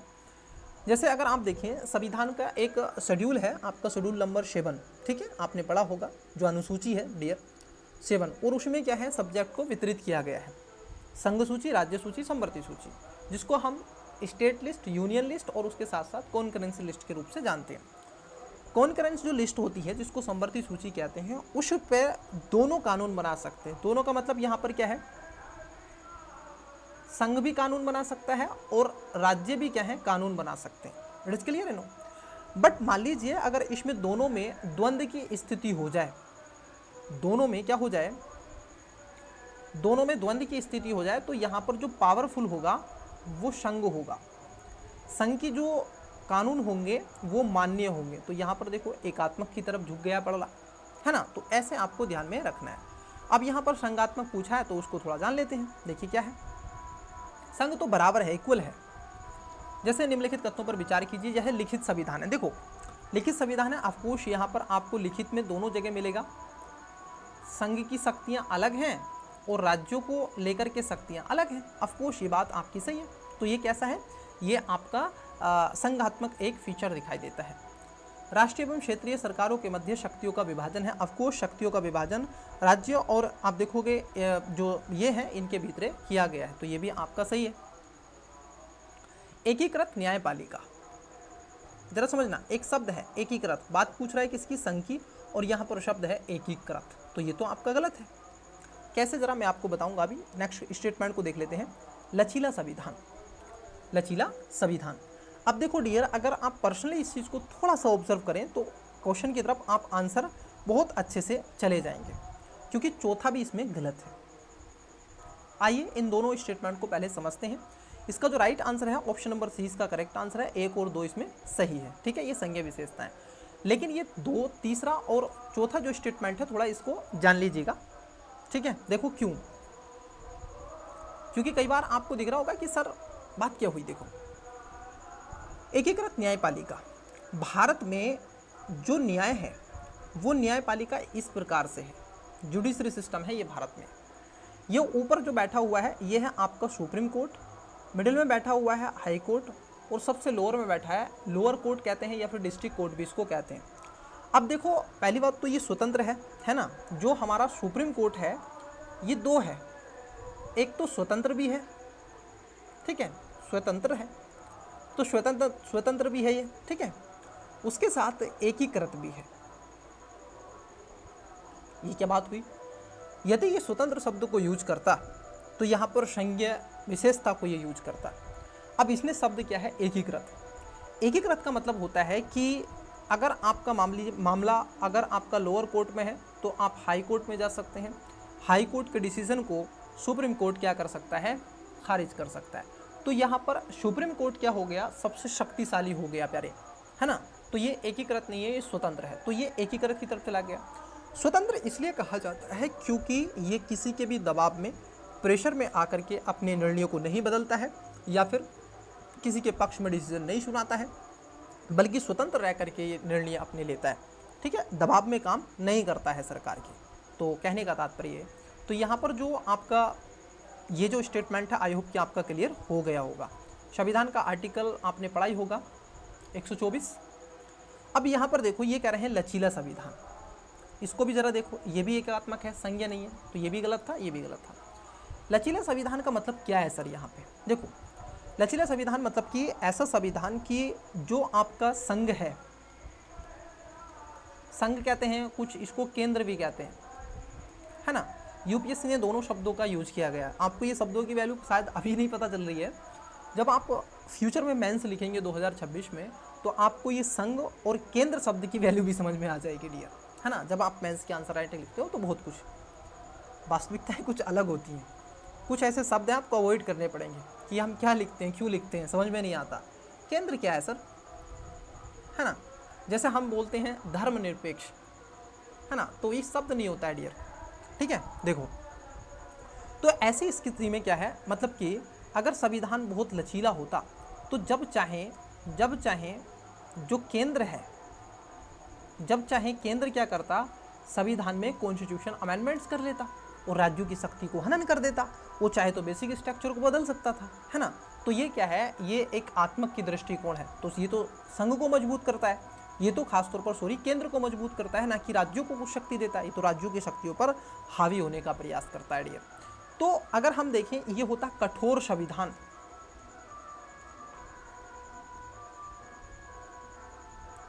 कठोर संविधान, तो तब इस पे आता, क्योंकि संविधान में अमेंडमेंट्स करने के लिए आर्टिकल 368 उसमें 1/2 + 1 का होता है, मतलब 50% + 1 होता है, फिर 2/3 होता है और आधे राज्यों का उसमें होता है ना। तो ये चीज़ें होती हैं जब आप विधेयक को लेकर के आते हैं।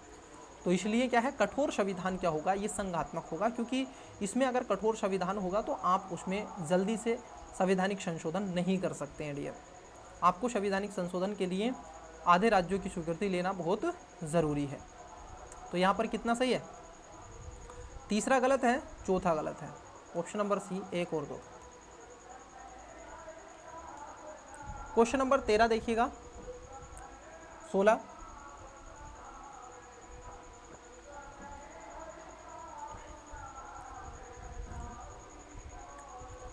Question number 14, 17 number question, which of the following was not part of original preamble to the constitution signed in 1949, मतलब कि 1949 में कौन सा इसमें शामिल नहीं था जो प्रेम्बल है। 15 नंबर का क्वेश्चन है और 18 नंबर। ओके, देखिए क्वेश्चन नंबर पहले 13 को समझिएगा। ये कह रहे हैं आपसे, संघीय जो मामले होते हैं इसमें द्वि राजनीतिक व्यवस्था होती है, राष्ट्रीय स्तर पर, क्षेत्रीय स्तर पर, लेकिन संविधान होता है कठोर संविधान। संविधान की सर्वोच्चता स्वतंत्र न्यायपालिका, द्विसदनीय विधायिका और राष्ट्र की एकता, क्षेत्रीय सरकारों के मध्य शक्तियों का विभाजन होता है। तो वो मैंने आपको बता दिया था। लेकिन 13 नंबर का क्वेश्चन देखो, ये 13 नंबर का क्वेश्चन है। ओके, चलिए, भारतीय संविधान के ऐतिहासिक आधारों के संदर्भ में निम्नलिखित में से किस अधिनियम ने पोर्टफोलियो प्रणाली को मान्यता प्रदान की थी? जो स्टूडेंट्स ने टेलीग्राम पर इसका राइट आंसर दिया होगा, अब थोड़ा सा समझ लीजिएगा डिटेल्स में। देखिए, क्योंकि मैंने ये क्वेश्चन टीम ने वहाँ पर आपको पिन कर दिया था, तो ये जो खास तौर पर लाया गया था, पोर्टफोलियो का मतलब क्या है थोड़ा सा पहले इसको भी जानेंगे। ये जो लाया गया था डियर, ये था आपका भारत परिषद अधिनियम 1861 के माध्यम से। ऑप्शन नंबर 20 का राइट आंसर है। आप सभी वाकिफ़ हैं, हिस्ट्री के स्टूडेंट्स हैं। 1857 की क्रांति आप सभी ने देखी है। ये वही 57 है जब तक भारत में ईस्ट इंडिया कंपनी का शासन हुआ करता था, ठीक है। इसके बाद में खास तौर पर ब्रिटिश की जो पार्लियामेंट थी, इसका शासन भारत पर आ गया, ब्रिटिश सरकार का शासन भारतीय पर आ गया। क्लियर। अब उन्होंने अपनी शक्ति को और ज़्यादा विस्तारित देने के लिए कई ऐसे कानून बनाए थे, उसमें से एक कानून यही था पोर्टफोलियो वाला, ठीक है। पोर्टफोलियो वाला भी एक कानून था, क्योंकि इस अधिनियम ने भारतीयों में विधि निर्माण की प्रक्रिया को शामिल करने हेतु संस्थानों की शुरुआत करी थी और वायसराय अपनी विस्तारित परिषद में कुछ भारतीयों और गैर आधिकारिक सदस्य के रूप में नाम निर्देशित करता। जो 1862 के तत्कालीन वायसराय लॉर्ड कैनिंग ने अपनी विधान परिषद में 3 भारतीय वायसराय, बनारस के राजा, पटियाला के, ठीक है, महाराजा और सर दिनकर राव को भी नाम निर्देशित किया था। बॉम्बे मद्रास प्रेसिडेंसी को पुनः विधायिक शक्तियाँ प्रदान कर दी गई, मतलब कि इससे विकेंद्रीकरण भी देखने के लिए आपको मिलता है।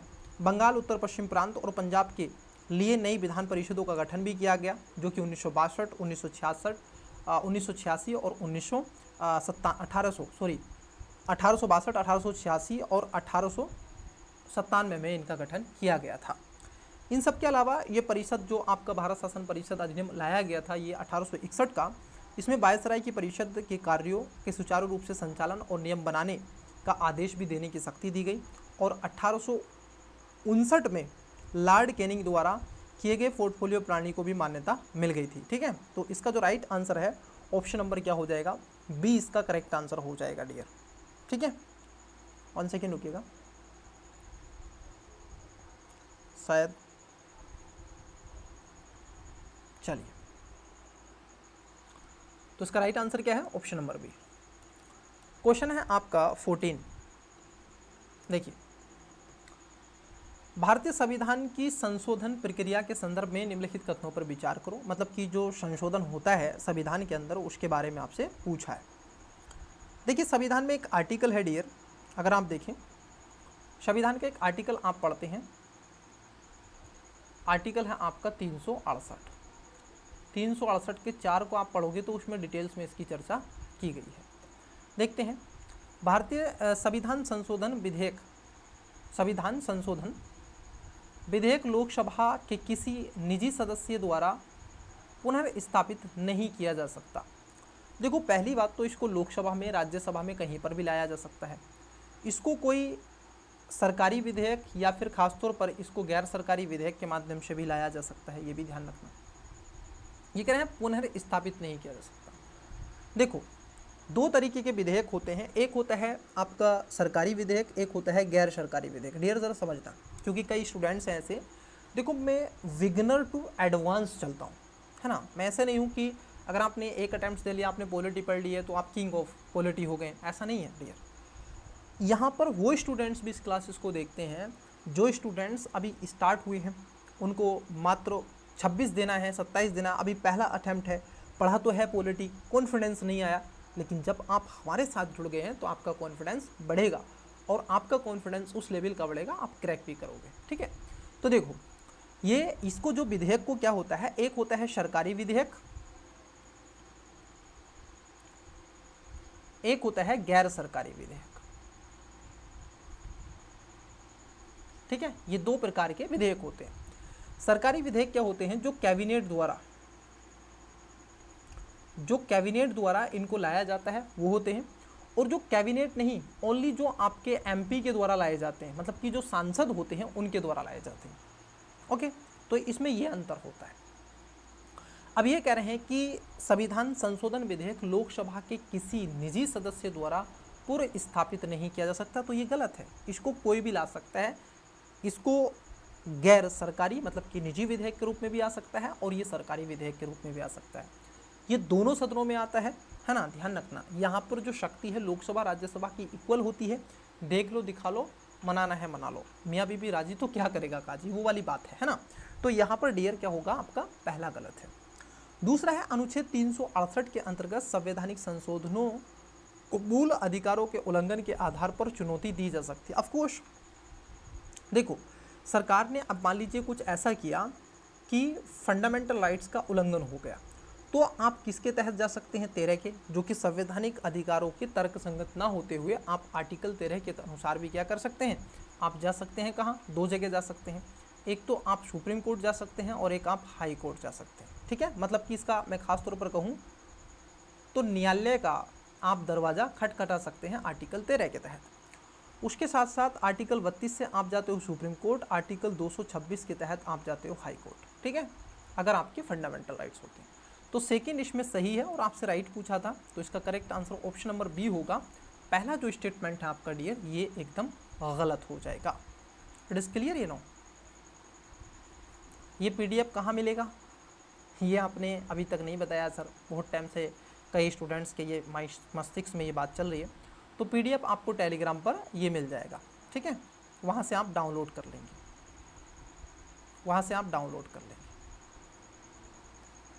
ओके, क्योंकि फर्स्ट जो आपका टेस्ट है आपके लिए सभी के लिए निःशुल्क है, फ्री, लेकिन दूसरा टेस्ट का PDF आपको डियर नहीं मिलेगा, उसके लिए आपको 50 रुपीज़ पे करना होगा।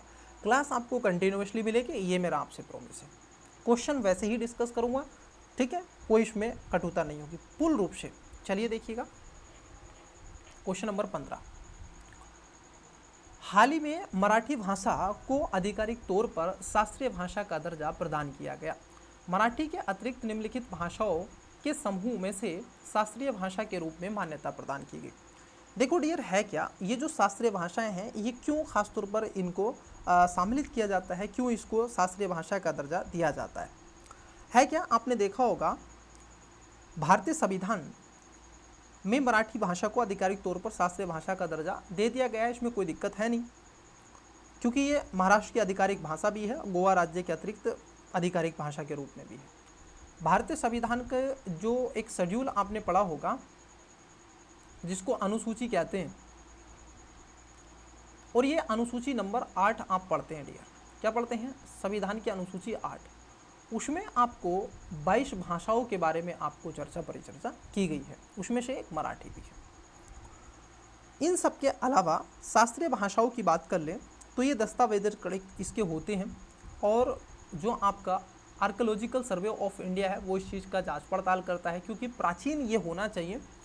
इसके कई ऐसे लाभ होते हैं, खासतौर पर संरक्षण, दस्तावेजीकरण, जो प्राचीन ग्रंथ है उनका डिजिटलीकरण किया जाएगा, साथ ही साथ अभिलेखन, अनुवाद, प्रकाशन, डिजिटल मीडिया में रोजगार के अवसरों को सर्जन भी करता है। शिक्षण लाभ होते हैं, शिक्षा मंत्रालय भाषाओं, प्रतिष्ठानों, विद्वानों और 2 वार्षिक अंतर्राष्ट्रीय पुरस्कार भी प्रदान करता है। वित्त पोषण के लिए इन भाषाओं के शोध और उन्नति में धनराशि को भी उपलब्ध कराई जाती है। ये तो है इसके ओवरऑल जानकारी। लेकिन डियर, यहाँ पर शास्त्रीय भाषा एक तो मराठी थी, एक और थी, लेकिन अब तक कितनी हो गई हैं? 10 की 11। कमेंट्स में बताइएगा जो आपकी शास्त्रीय भाषा है वो 10 हैं कि 11 हैं, ठीक है, ये आपको कमेंट्स में बताना है। एक एक करके बात करते हैं। देखो हुआ क्या था, शास्त्रीय भाषा का दर्जा प्राप्त करने वाली अन्य 6 भारतीय भाषाएं खासतौर पर रखी गई हैं। जैसे सबसे पहले थी तमिलनाडु, ठीक है, तमिलनाडु मैं ऐसे लिखूँगा तमिलनाडु, ये 2006 में आई थी तमिलनाडु। उसके साथ साथ संस्कृत थी, ये 2005 में। फिर उसके बाद में तेलुगु, कन्नड़, तेलुगु प्लस कन्नड़, ये 2008 में। फिर उसके बाद में आया था आपका मलयालम, ये 2013 में। और ओडिशा, ये आई थी आपकी 2014 में। तो ये तो वो भाषाएं थी, लेकिन इन सब के अलावा जो अन्य भाषाएं थी उसमें थी तमिल, संस्कृत, कन्नड़, पाली, कश्मीरी नहीं है इसमें, पंजाबी भी नहीं है, तो फिर कौन सी है बताओ? क्वेश्चन नंबर 5 में आप बताओगे ना। तो तमिल था, संस्कृत था, कन्नड़ था और पाली था। अब यहाँ पर क्या हुआ है, इनसे थोड़ा सा मिसप्रिंट हो गया है ना, थोड़ा सा मिसप्रिंट हो गया है, क्योंकि इसके अंतर्गत आप देखोगे कौन कौन सी भाषाएं और थी वो लिखना भूल गई है, यहाँ पे थोड़ा सा मिसप्रिंट कर दिया इन्होंने। मैं लिख देता हूँ, आप उसको नोट डाउन कर लेंगे कौन कौन सी भाषाएं हैं, क्योंकि यूपीएससी लगातार यहाँ से क्वेश्चन पूछता रहता है। 2024 में भी क्वेश्चन यहाँ से पूछा था, बोर्ड मास का नियम याद होगा आपको। तो कौन कौन सी हैं जो 6 भाषाएं इसमें जो खास तौर पर आई हैं, लिख लेंगे आप। एक है पाली, पहली है पाली, दूसरा है प्राकृत, पाली, प्राकृत, बंगाली भी इसके अंतर्गत रखी गई है, असमिया, और उसके साथ साथ ये मराठी, ठीक है। ये भाषाएं खासतौर पर इसके अंतर्गत लाई गई हैं। ओके, इनको शास्त्रीय भाषा का दर्जा दे दिया गया है।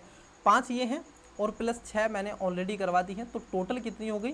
11 हो गई। चलिए, ये आपको पता होना चाहिए, यहाँ से क्वेश्चन बनने के चांसेस ज़्यादा हैं। आई थिंक आपको पीसीएस में भी यहाँ से क्वेश्चन मिल सकता है डियर। कहाँ पर मिल सकता है? पीसीएस में भी क्वेश्चन मिल सकता है। क्वेश्चन है आपका 16 नंबर का क्वेश्चन, देखिएगा और बताने का प्रयास करें कि इसका राइट आंसर क्या है।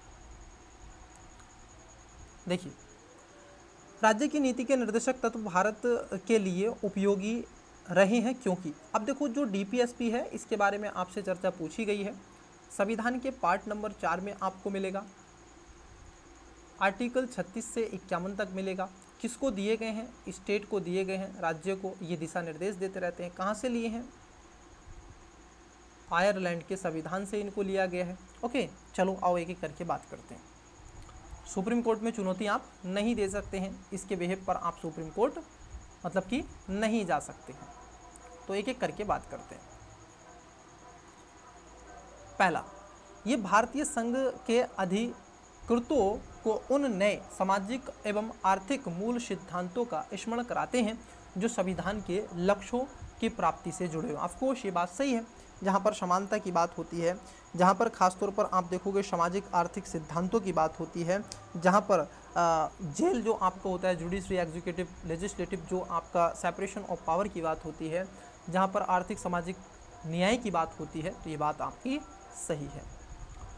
ये विधि की संवैधानिक वैधता निर्धारित करने में न्यायालय की सहायता करते हैं। हाँ, ये जो विधि के रूप में अगर न्यायालय चाहे तो इनका खासतौर पर प्रयोग करता है, ये बात एकदम सही है। ये सत्तारूढ़ दल की राजनीतिक विचारधारा से परे एक साझा राजनीतिक घोषणा पत्र के रूप में भी कार्य करते हैं। ऑफकोर्स ये बात आपकी सही है। तो यहाँ पर तीनों स्टेटमेंट आपके सही हैं। क्या आपके भी तीनों सही थे? अगर थे तो बेस्ट ऑफ लक, आपके लिए सिल्क चॉकलेट है। नेक्स्ट क्वेश्चन पे देखिए, क्वेश्चन हमारा है नेक्स्ट, तो इसका राइट आंसर क्या है? ए हो जाएगा। क्वेश्चन नंबर 17 है। जो स्टूडेंट्स क्वेश्चन नंबर 17 का राइट आंसर देगा प्यारे, उसको मेरी ओर से एक सिल्क चॉकलेट है। ओके, क्वेश्चन पढ़ देता हूं, आपको इसका राइट आंसर कमेंट्स करना है। क्या करना है? कमेंट्स करना है।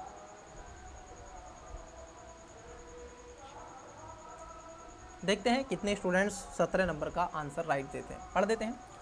निम्नलिखित में से कौन से 1949 में हस्ताक्षरित संविधान की मूल उद्देशिका में सम्मिलित नहीं थे? अब मतलब कि 1949 में नहीं थे, लेकिन बाद में उनको जोड़ लिया गया है। सही,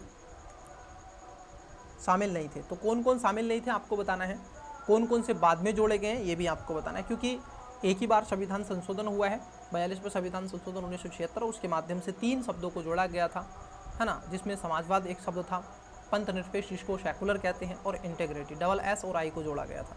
तो बताइएगा उसके पहले कौन कौन से थे?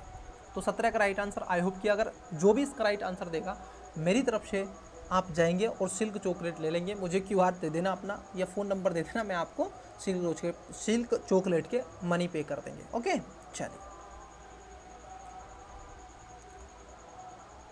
क्वेश्चन नंबर देखिएगा, आपका है 18 नंबर। निम्नलिखित में से कौन सा संविधान सभा की प्रारूप समिति का सदस्य नहीं था? देखो, प्रारूप जो समिति है इसका मूलभूत उद्देश्य क्या था? इसका मूलभूत उद्देश्य था संविधान सभा का गठन करना, मतलब कि एक संविधान सभा थी और संविधान सभा में ये प्रारूप समिति एक बनाई गई थी।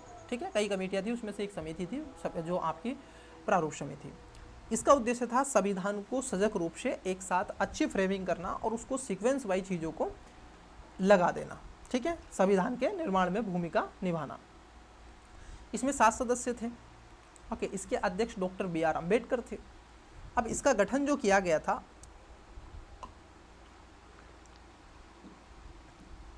इसको जिम्मेदारी दी गई थी संविधान के एक प्रारूप आपको तैयार करना है, ठीक है, और संविधान सभा के सामने प्रस्तुत करना है। फिर उस पर बहस होगी, क्या सही है क्या गलत है, कैसे होना चाहिए था, वैसे होना चाहिए था, उसके बारे में आपकी चर्चा ये करता है। इट इज़ क्लियर है ना? तो यहाँ पर जो है, अब देखो इसका गठन हुआ था, आपसे अगर पूछा जाए तो 29 अगस्त 1947 को इसका गठन हो गया था। इसमें 7 सदस्य थे। अध्यक्ष डॉक्टर BR अम्बेडकर थे, एन गोपालस्वामी अय्यर थे, अलादी कृष्ण अय्यर थे। उसके साथ साथ doctor KS Munshi, Syed Mohammad Saadulla, N Madhavrao थे, और उसके साथ साथ TT कृष्णाचारी थे। फरवरी 1948 में इसको प्रकाशित किया गया। ठीक है, भारत के संविधान का पहला प्रारूप इन्होंने दिया, और आगे चलकर इस पर चर्चा हुई, और संशोधनों के साथ प्रस्ताव को देने के बाद 8 माह का समय लग गया, और उसके बाद में ये चीज़ें आई। तो फिर कहा जाता है 2 साल 11 माह 18 दिन का समय इसमें पूर्ण रूप से लगा और संविधान आपका बनकर तैयार हुआ। तो कौन से शामिल नहीं है ना, ये पूछा है। तो देखो इसमें तो सभी हैं। टीटी जो कृष्णाचारी हैं ये भी थे, है ना, ये भी इसके शामिल थे। अब इन्होंने थोड़ा सा ये गलत करके क्वेश्चन क्यों पूछ लिया। हाँ, जेबी कृपलानी जो थे, अगर हम इनकी बात कर लें, जेबी जो कृपलानी थे ये नहीं थे, तो यहाँ पर 20 में सही है, सी इसमें सही है। गलत आंसर ऑप्शन नंबर ए है, ये इसमें शामिल नहीं थे। ओके, चलिए ऑप्शन नंबर ए इसका राइट आंसर है। क्वेश्चन देखते हैं next, 19 number English medium 90 number का रिसेंटली क्वाड्रिलेटरल सिक्योरिटी डायलॉग जो क्वाड है ग्रुप अभी सेलिब्रेट हुआ था, उसकी 20 जो एनिवर्सरी हुई थी, ठीक है, उसके बारे में आपसे पूछा जाएगा, क्वाड के बारे में। बहुत ही ईजी सा है। 22 नंबर है आपका, which of the following is correct about the India independence act 1947।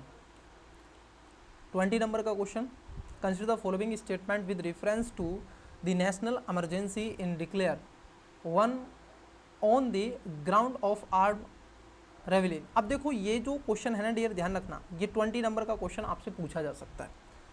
अगर आप कोई स्टेट पीसीएस का एग्जाम दे रहे हैं उसमें क्वेश्चन ये बन सकता है। उस सब के अलावा अगर आप यूपीएससी दे रहे हैं या उससे अलग यूपीएससी से, यूपीएससी के द्वारा कंडक्ट जैसे सीडीएस आप दे रहे हैं, सीएपीएफ आप दे रहे हैं, है ना, तो उसमें भी ये क्वेश्चन आते हैं। तो बहुत ही अच्छा क्वेश्चन है क्योंकि ये लगातार करंट में भी रहा है। क्वेश्चन नंबर है आपका 22, India has recently submitted it is 4th biennial updates reports to a United Nations Framework Convention on Climate Change। मतलब कि कोप जो समिट है, as for the report arrange the following sector in, जो इसमें order है उसको बताना है ग्रीन हाउस गैसों को लेकर के। ओके, उसके पश्चात आपका क्वेश्चन आता है नेक्स्ट 23। यहाँ पर आपको बताना है how many of about fundamental rights protect individual against only the state action. तो ये आपको बताना है कौन कौन से आर्टिकल्स हैं। 24 है, ये पूछा गया आपका their territorial army establish the Ganga task force, मतलब कि जीटीएफ के बारे में आपसे पूछा गया है। गोदावरी टास्क फोर्स भी एक रखा गया, उसको भी ध्यान में रखना। उसके अलावा कई और टास्क फोर्स भी है, करंट अफेयर में रहा था। ओके, तो उसको ध्यान में रखना। तो ये आपसे पूछा गया, बताइएगा इसका राइट आंसर क्या है। ओके, चलिए एक एक करके डिस्कस करते हैं। देखो पहला क्वेश्चन, हाल ही में चतुर्पक्षीय सुरक्षा वार्ता मतलब कि क्वाड समूह ने अपने सहयोग की 20वीं वार्षिक गांठ बनाई। निम्नलिखित देशों के समूह में से कौन से क्वाड समूह के सदस्य हैं। अब आपसे बहुत ही इजी क्वेश्चन पूछ लिया गया है, इससे जी मुझे लगता है कुछ नहीं होगा क्योंकि very easy simple and that. तो ये जो है अगर हम देखें, क्योंकि इसकी 20वीं वर्षगांठ हुई और इसमें मानवीय सहायता, आपदा राहत और उसके साथ साथ क्लाइमेट चेंज वगैरह वगैरह चीज़ों को उठाने का प्रयास किया गया। खुले हिंद प्रशांत महासागर, आसियान के केंद्रीय प्रशांत महासागर, क्षेत्रीय संरचना हिंद महासागर मतलब कि रिम जो आपका आता है ना, जिसको आप इरा की बात करते हैं, है ना, IORA, इसको बोलते हैं इंडियन ओशन रिम एसोसिएशन का समर्थन बीच में हुआ और इसकी पुष्टि भी जुटाई गई। अब इसमें कौन कौन से सदस्य हैं, भारत है, जापान है, ऑस्ट्रेलिया है और आपका संयुक्त राज्य अमेरिका है। तो इसका राइट आंसर क्या है, ऑप्शन नंबर बी होगा। ये जो क्वाड है डियर, अगर हम इसकी बात कर लें, सॉरी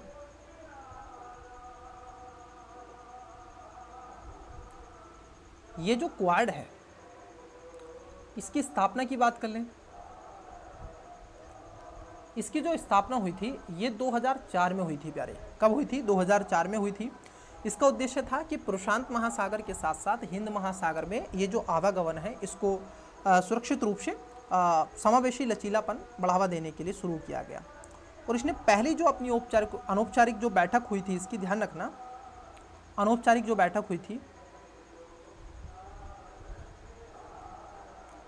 अनौपचारिक जो बैठक इसकी हुई वो बैठक हुई थी इसकी 2007 में। और ये 7 में कहाँ पर की गई थी, मनीला में, फिलीपींस की राजधानी है। लेकिन औपचारिक रूप से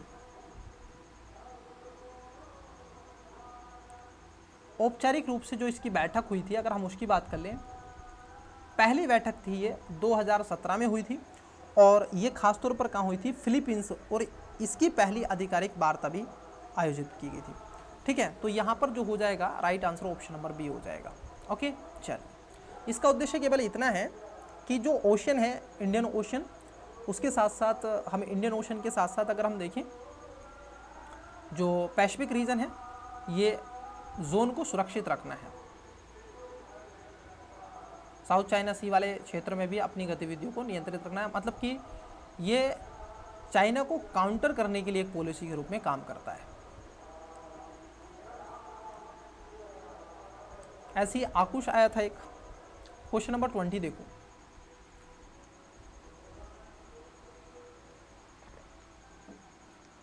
सशस्त्र विद्रोह के आधार पर घोषित राष्ट्रीय आपातकाल के संदर्भ में निम्नलिखित कथनों पर विचार करो। अब ये जो सशस्त्र विद्रोह के आधार पर आपातकाल की चर्चा की गई है, देखो संविधान के अगर हम आर्टिकल की बात कर ले, संविधान का भाग आप पढ़ते हैं 18, और आर्टिकल आप देखते हैं, आर्टिकल आपको मिलता है 352 से 360, 352 से 360 तक आपको आर्टिकल देखने के लिए मिलते हैं जो इमरजेंसी प्रोविज़न की बात करते हैं।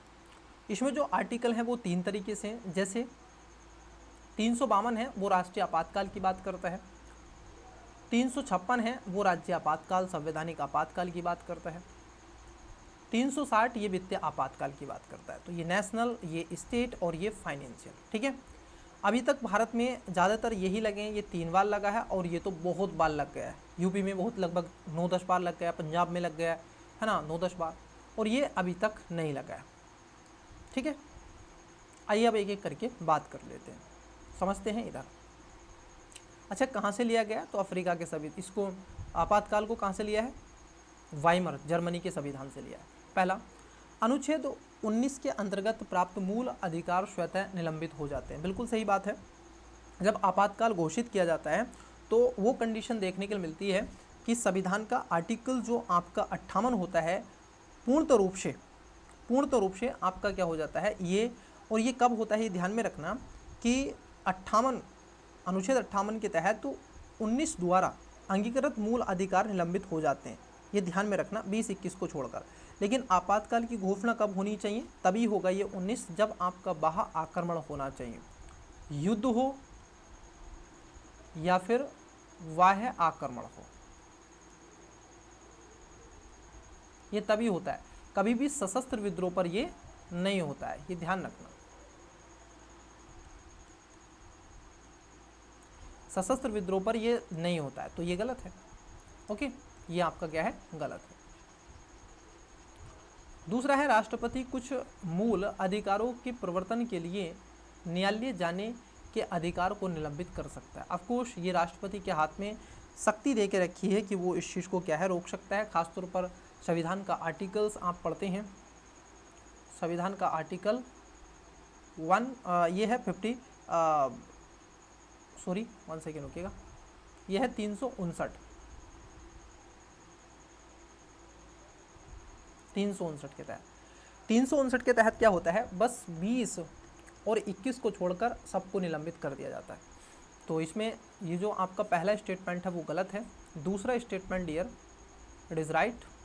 ओके, वीडियो अगर पसंद आ गया, क्लास पूर्ण रूप से आपको एंजॉय लग रही है, पसंद आ रही है, तो लाइक कर दो, सब्सक्राइब कर लो चैनल को। अब ये टेस्ट सीरीज देखो, हम न केवल आपके साथ में विजन आईएएस के 30 टेस्ट उपलब्ध कराएंगे, इसमें सीसैट भी होगा 5 टेस्ट से आसपास, ठीक है, और फिर दृष्टि आईएएस की टेस्ट सीरीज भी आपको सब मिलेगा इसी यूट्यूब चैनल पर। तो यहाँ पर क्या है, आपका दूसरा सही है, पहला इसमें गलत है। Right answer option number B हो जाएगा। 21 नंबर देखिएगा, ये कह रहे हैं, हाल ही में भारत ने जलवायु परिवर्तन पर संयुक्त राष्ट्र फ्रेमवर्क कन्वेंशन UNFCCC को अपनी चौथी द्विवार्षिक अद्यतन रिपोर्ट प्रस्तुत की है। इस रिपोर्ट के अनुसार ग्रीन हाउस गैस उत्सर्जन में निम्नलिखित क्षेत्र को के योगदान के आधार पर उन्हें अवरोही क्रम में व्यवस्थित कीजिए। अवरोही मतलब कि बढ़ते क्रम में। तो बताना है आपको,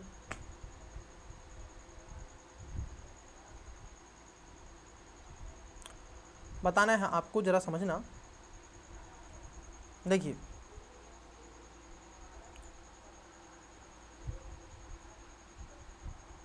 देखो, अगर हम इसको बात कर लें तो सबसे पहले ये आता है ऊर्जा। ऊर्जा खास तौर पर अगर हम देखें, ये इसमें डिमांड करता है ऊर्जा के रूप में, है ना। जो क्षेत्रवार ऊर्जा, जो उत्सर्जन ऊर्जा से कितना होता है अगर हम देखें तो ये होता है आपका 75.66% होता है। कृषि की बात कर लें, कृषि में होता है 13.72%, 13.72% होता है। औद्योगिक क्रिया और उत्पादक की बात कर लें तो ये 8.06% होता है। अपशिष्ट की बात कर लें 2.56 से होता है, 2.56 से होता है, तो ये इतने परसेंट होता है, तो उससे लगा लो आप। तो इसका right answer option number B हो जाएगा। ठीक है, चलिए अब CO2 की बात करता है तो इसके उत्सर्जन को खासतौर पर कम ही करना है, मतलब यही है और कुछ नहीं है इसमें। क्वेश्चन नंबर 22 देखो, भारतीय स्वतंत्रता अधिनियम 1947 के संदर्भ में निम्नलिखित कथनों में से कौन सा सही है। आपको याद होगा जब स्वतंत्रता अधिनियम 1947 लाया गया था और इसमें खासतौर पर क्या था, इस अधिनियम द्वारा वायसराय का पद को समाप्त कर दिया गया था। यही इसका राइट आंसर है, बाकी के इसमें सब गलत है। ठीक है, बाकी के क्या है इसमें सब गलत है। 15 अगस्त 1947 को भारत को एक स्वतंत्र और संप्रभु राज्य घोषित कर दिया गया। ब्रिटेन का राजा अब भारत का सम्राट नहीं रहा था। ठीक है, और जो ब्रिटिश आधिपत्य की ये समाप्ति यहाँ से हो गई थी। देशी रियासतों को दो स्वतंत्र राज्यों पाकिस्तान या फिर भारत में जाने या फिर स्वतंत्र रहने हेतु भी उसको ये अधिकार दे दिए गए थे। ठीक है, इसलिए भी इसका सही है। नेक्स्ट क्वेश्चन को देखो, क्वेश्चन नंबर है आपका 23। निम्नलिखित पर विचार कीजिए, उपयुक्त मूल अधिकारों में से कितने केवल राज्य की कार्रवाइयों के विरुद्ध व्यक्तियों को संरक्षण प्रदान करते हैं। अब देखो, व्यक्तियों को संरक्षण प्रदान करते हैं क्योंकि फंडामेंटल राइट्स हैं इसमें, तो कौन से ऐसे होंगे व्यक्तियों को संरक्षण प्रदान करेंगे। संविधान के भाग 3 में आपने इस बात को पढ़ा होगा। ठीक है, अगर मान लीजिए मूल अधिकारों में से कितने केवल राज्य की कार्रवाई के विरुद्ध व्यक्तियों को संरक्षण, राज्य की, है ना, तो आर्टिकल 17 छुआछूत अगर कोई कर रहा है तो उसमें भी होगा भाई, कोई सरकारी भी तो कर सकता है ना। बच्चों का शोषण है, ये तो व्यक्ति की बात करता है ना, तो ये सारी चीज़ें इसके अंतर्गत रखी गई हैं। आर्टिकल 17 अस्पृश्यता का अंत करता है, किसी भी रूप में इसके आचरण के निषिद्ध करता है। 23 में यह मानव के दुर्व्यवहार बाल श्रम की बात करता है और 14 वर्ष से कम आयु के। ठीक है, तो नियोजन जैसे कार्यों, रेलवे वगैरह वगैरह, उपयुक्त अनुच्छेदों में से इसके तहत अधिकारों के उल्लंघन के लिए निजी व्यक्तियों के विरुद्ध भी इसके उपचार हैं और राज्य को ही यह सुनिश्चित करना चाहिए कि उचित कार्रवाई की जाए। तो अकॉर्डिंग टू मी इसका जो राइट आंसर होगा वो सी आना चाहिए, क्योंकि ये सरकारी और ख़ासतौर पर आप देखोगे राज्य के विरुद्ध भी है, राज्य और निजी व्यक्ति के विरुद्ध भी, राज्य प्लस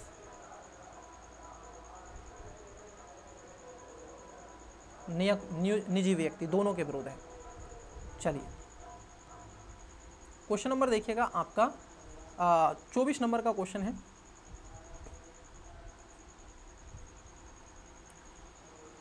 प्रादेशिक सेना ने गोमती नदी, हाँ गोमती नदी है, ओके, गोमती नदी का पुनरुद्धार करने के लिए गंगा स्टॉक फोर्स का गठन किया। इस संदर्भ में गोमती नदी से संबंधित निम्नलिखित कथनों पर विचार कीजिए। पहला, गोमती नदी का उद्भव तिब्बत के पठार से होता है। देखो, ये भारत की एक ऐसी नदी है, इसका जो उद्गम होता है डियर, भारत में पीलीभीत जिले खासतौर पर माधो टांडा के पास एक गोमल ताल से होता है। एक झील है, फुल्लर झील के नाम से इसको जाना जाता है, तो ये गलत है। दूसरा है लखनऊ, सुल्तानपुर और जौनपुर शहर गोमती नदी के तट पर अवस्थित है, ये बात सही है। और ये क्या है, खासतौर पर आप देखोगे बाएं हाथ से मिलने वाली गंगा की एक सहायक नदियों में इसको जाना जाता है। तो इसका right answer option number B हो जाएगा। पहला इसमें गलत है, दूसरा इसमें आप देखोगे सही है।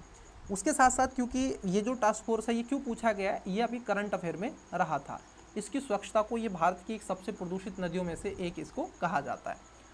आज की क्लास के लास्ट क्वेश्चन की तरफ बढ़ते हैं। इंग्लिश मीडियम, वीडियो को पोस्ट करके राइट आंसर देना 25, 28, 26, 29, 27 एंड 30।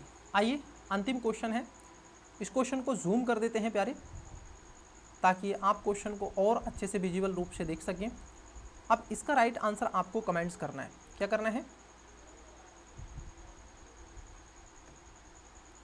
क्वेश्चन का करेक्ट आंसर आपको कमेंट्स करना है, क्योंकि मैं इस क्वेश्चन को आपसे जो क्लास होगी, ठीक है, जो मैं क्लास लूँगा उसमें आपसे इसको चर्चा का बिंदु बनाऊंगा, अच्छे से इसको डिस्कस करने का। जो नेक्स्ट क्लास होगी उसमें मैं आपसे इसको डिस्कस करूंगा। आई होप कि क्वेश्चन आपको विजिबल हो रहा है। एक बार पढ़ देते हैं।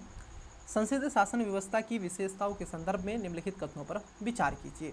3 स्टेटमेंट है। पहला, सामूहिक उत्तरदायित्व का सिद्धांत। दूसरा, शक्ति का पूर्ण पृथक्करण। विधायिका को भंग करने संबंधी कार्यपालिका का अधिकार। उपयुक्त में से कौन सा ये शेष सही है? केवल 1 और 3, बी केवल 2, सी 2 और 3 और डी 1, 2 और 3। वीडियो को पोस्ट करके डियर आपको इसका राइट आंसर बताना है। और आज की क्लास में इतना ही रहने देते हैं। अपना फीडबैक जरूर दीजिएगा। जो भी स्टूडेंट्स इस पीडीएफ को पाना चाहते हैं वो टेलीग्राम का लिंक डिस्क्रिप्शन में देके रखा है। एजुकेशन बायर सिविल सर्विस के नाम की आईडी है, वहाँ से आप क्या कर सकते हैं, इसको डाउनलोड कर सकते हैं। और यदि आप इस टेस्ट सीरीज़ को पाना चाहते हैं पूर्ण रूप से, तो आपको 50 रुपीज़ में पर टेस्ट प्रोवाइड करवाया जा रहा है, विद डिस्कशन के तहत, मेंटरशिप के तहत और वीडियो डिस्कस के तहत। जो भी आपका डाउट है फुल रूप से आपको ये चीज़ें मिल रही हैं। विद ट्रिक्स के साथ में आपको बताया जाएगा, पढ़ाया जाएगा। आपके जो क्वेश्चन हैं उनको कनेक्ट किया जाएगा डियर किससे? आपके करंट अफेयर से, आपके पीवाईक्यू से, कि देखिए टेस्ट सीरीज में क्वेश्चन ऐसा आया है, ऐसे क्वेश्चन को कैसे स्किप कर सकते हैं, कौन से क्वेश्चन को पिक करना चाहिए, किन बातों का विशेष ध्यान रखना चाहिए, कैसे आप अपने स्कोर को बढ़ा सकते हैं, वगैरह वगैरह। कई ऐसे विषयों पर मेंटरशिप में वो चर्चा का बिंदु होता है, वो सारे विषय वहाँ के होते हैं। यदि आप भी जुड़ना चाहते हैं तो टेलीग्राम को ज्वाइन कर लीजिएगा, वहाँ पर व्हाट्सअप नंबर दे के रखा है, वहीं से आप मैसेज कर सकते हैं। तो चलिए मिलते हैं इसके पार्ट नंबर 2 पे जल्द ही। तब तक के लिए मन लगा के पढ़ते रहें। वीडियो को अभी तक शेयर नहीं किया है कर दो, लाइक भी कर दो। अपना फीडबैक देना मत भूलिएगा। क्वेश्चन नंबर 25 का राइट आंसर कमेंट्स में दें। मन लगा के पढ़ते रहें। Best of luck, bye.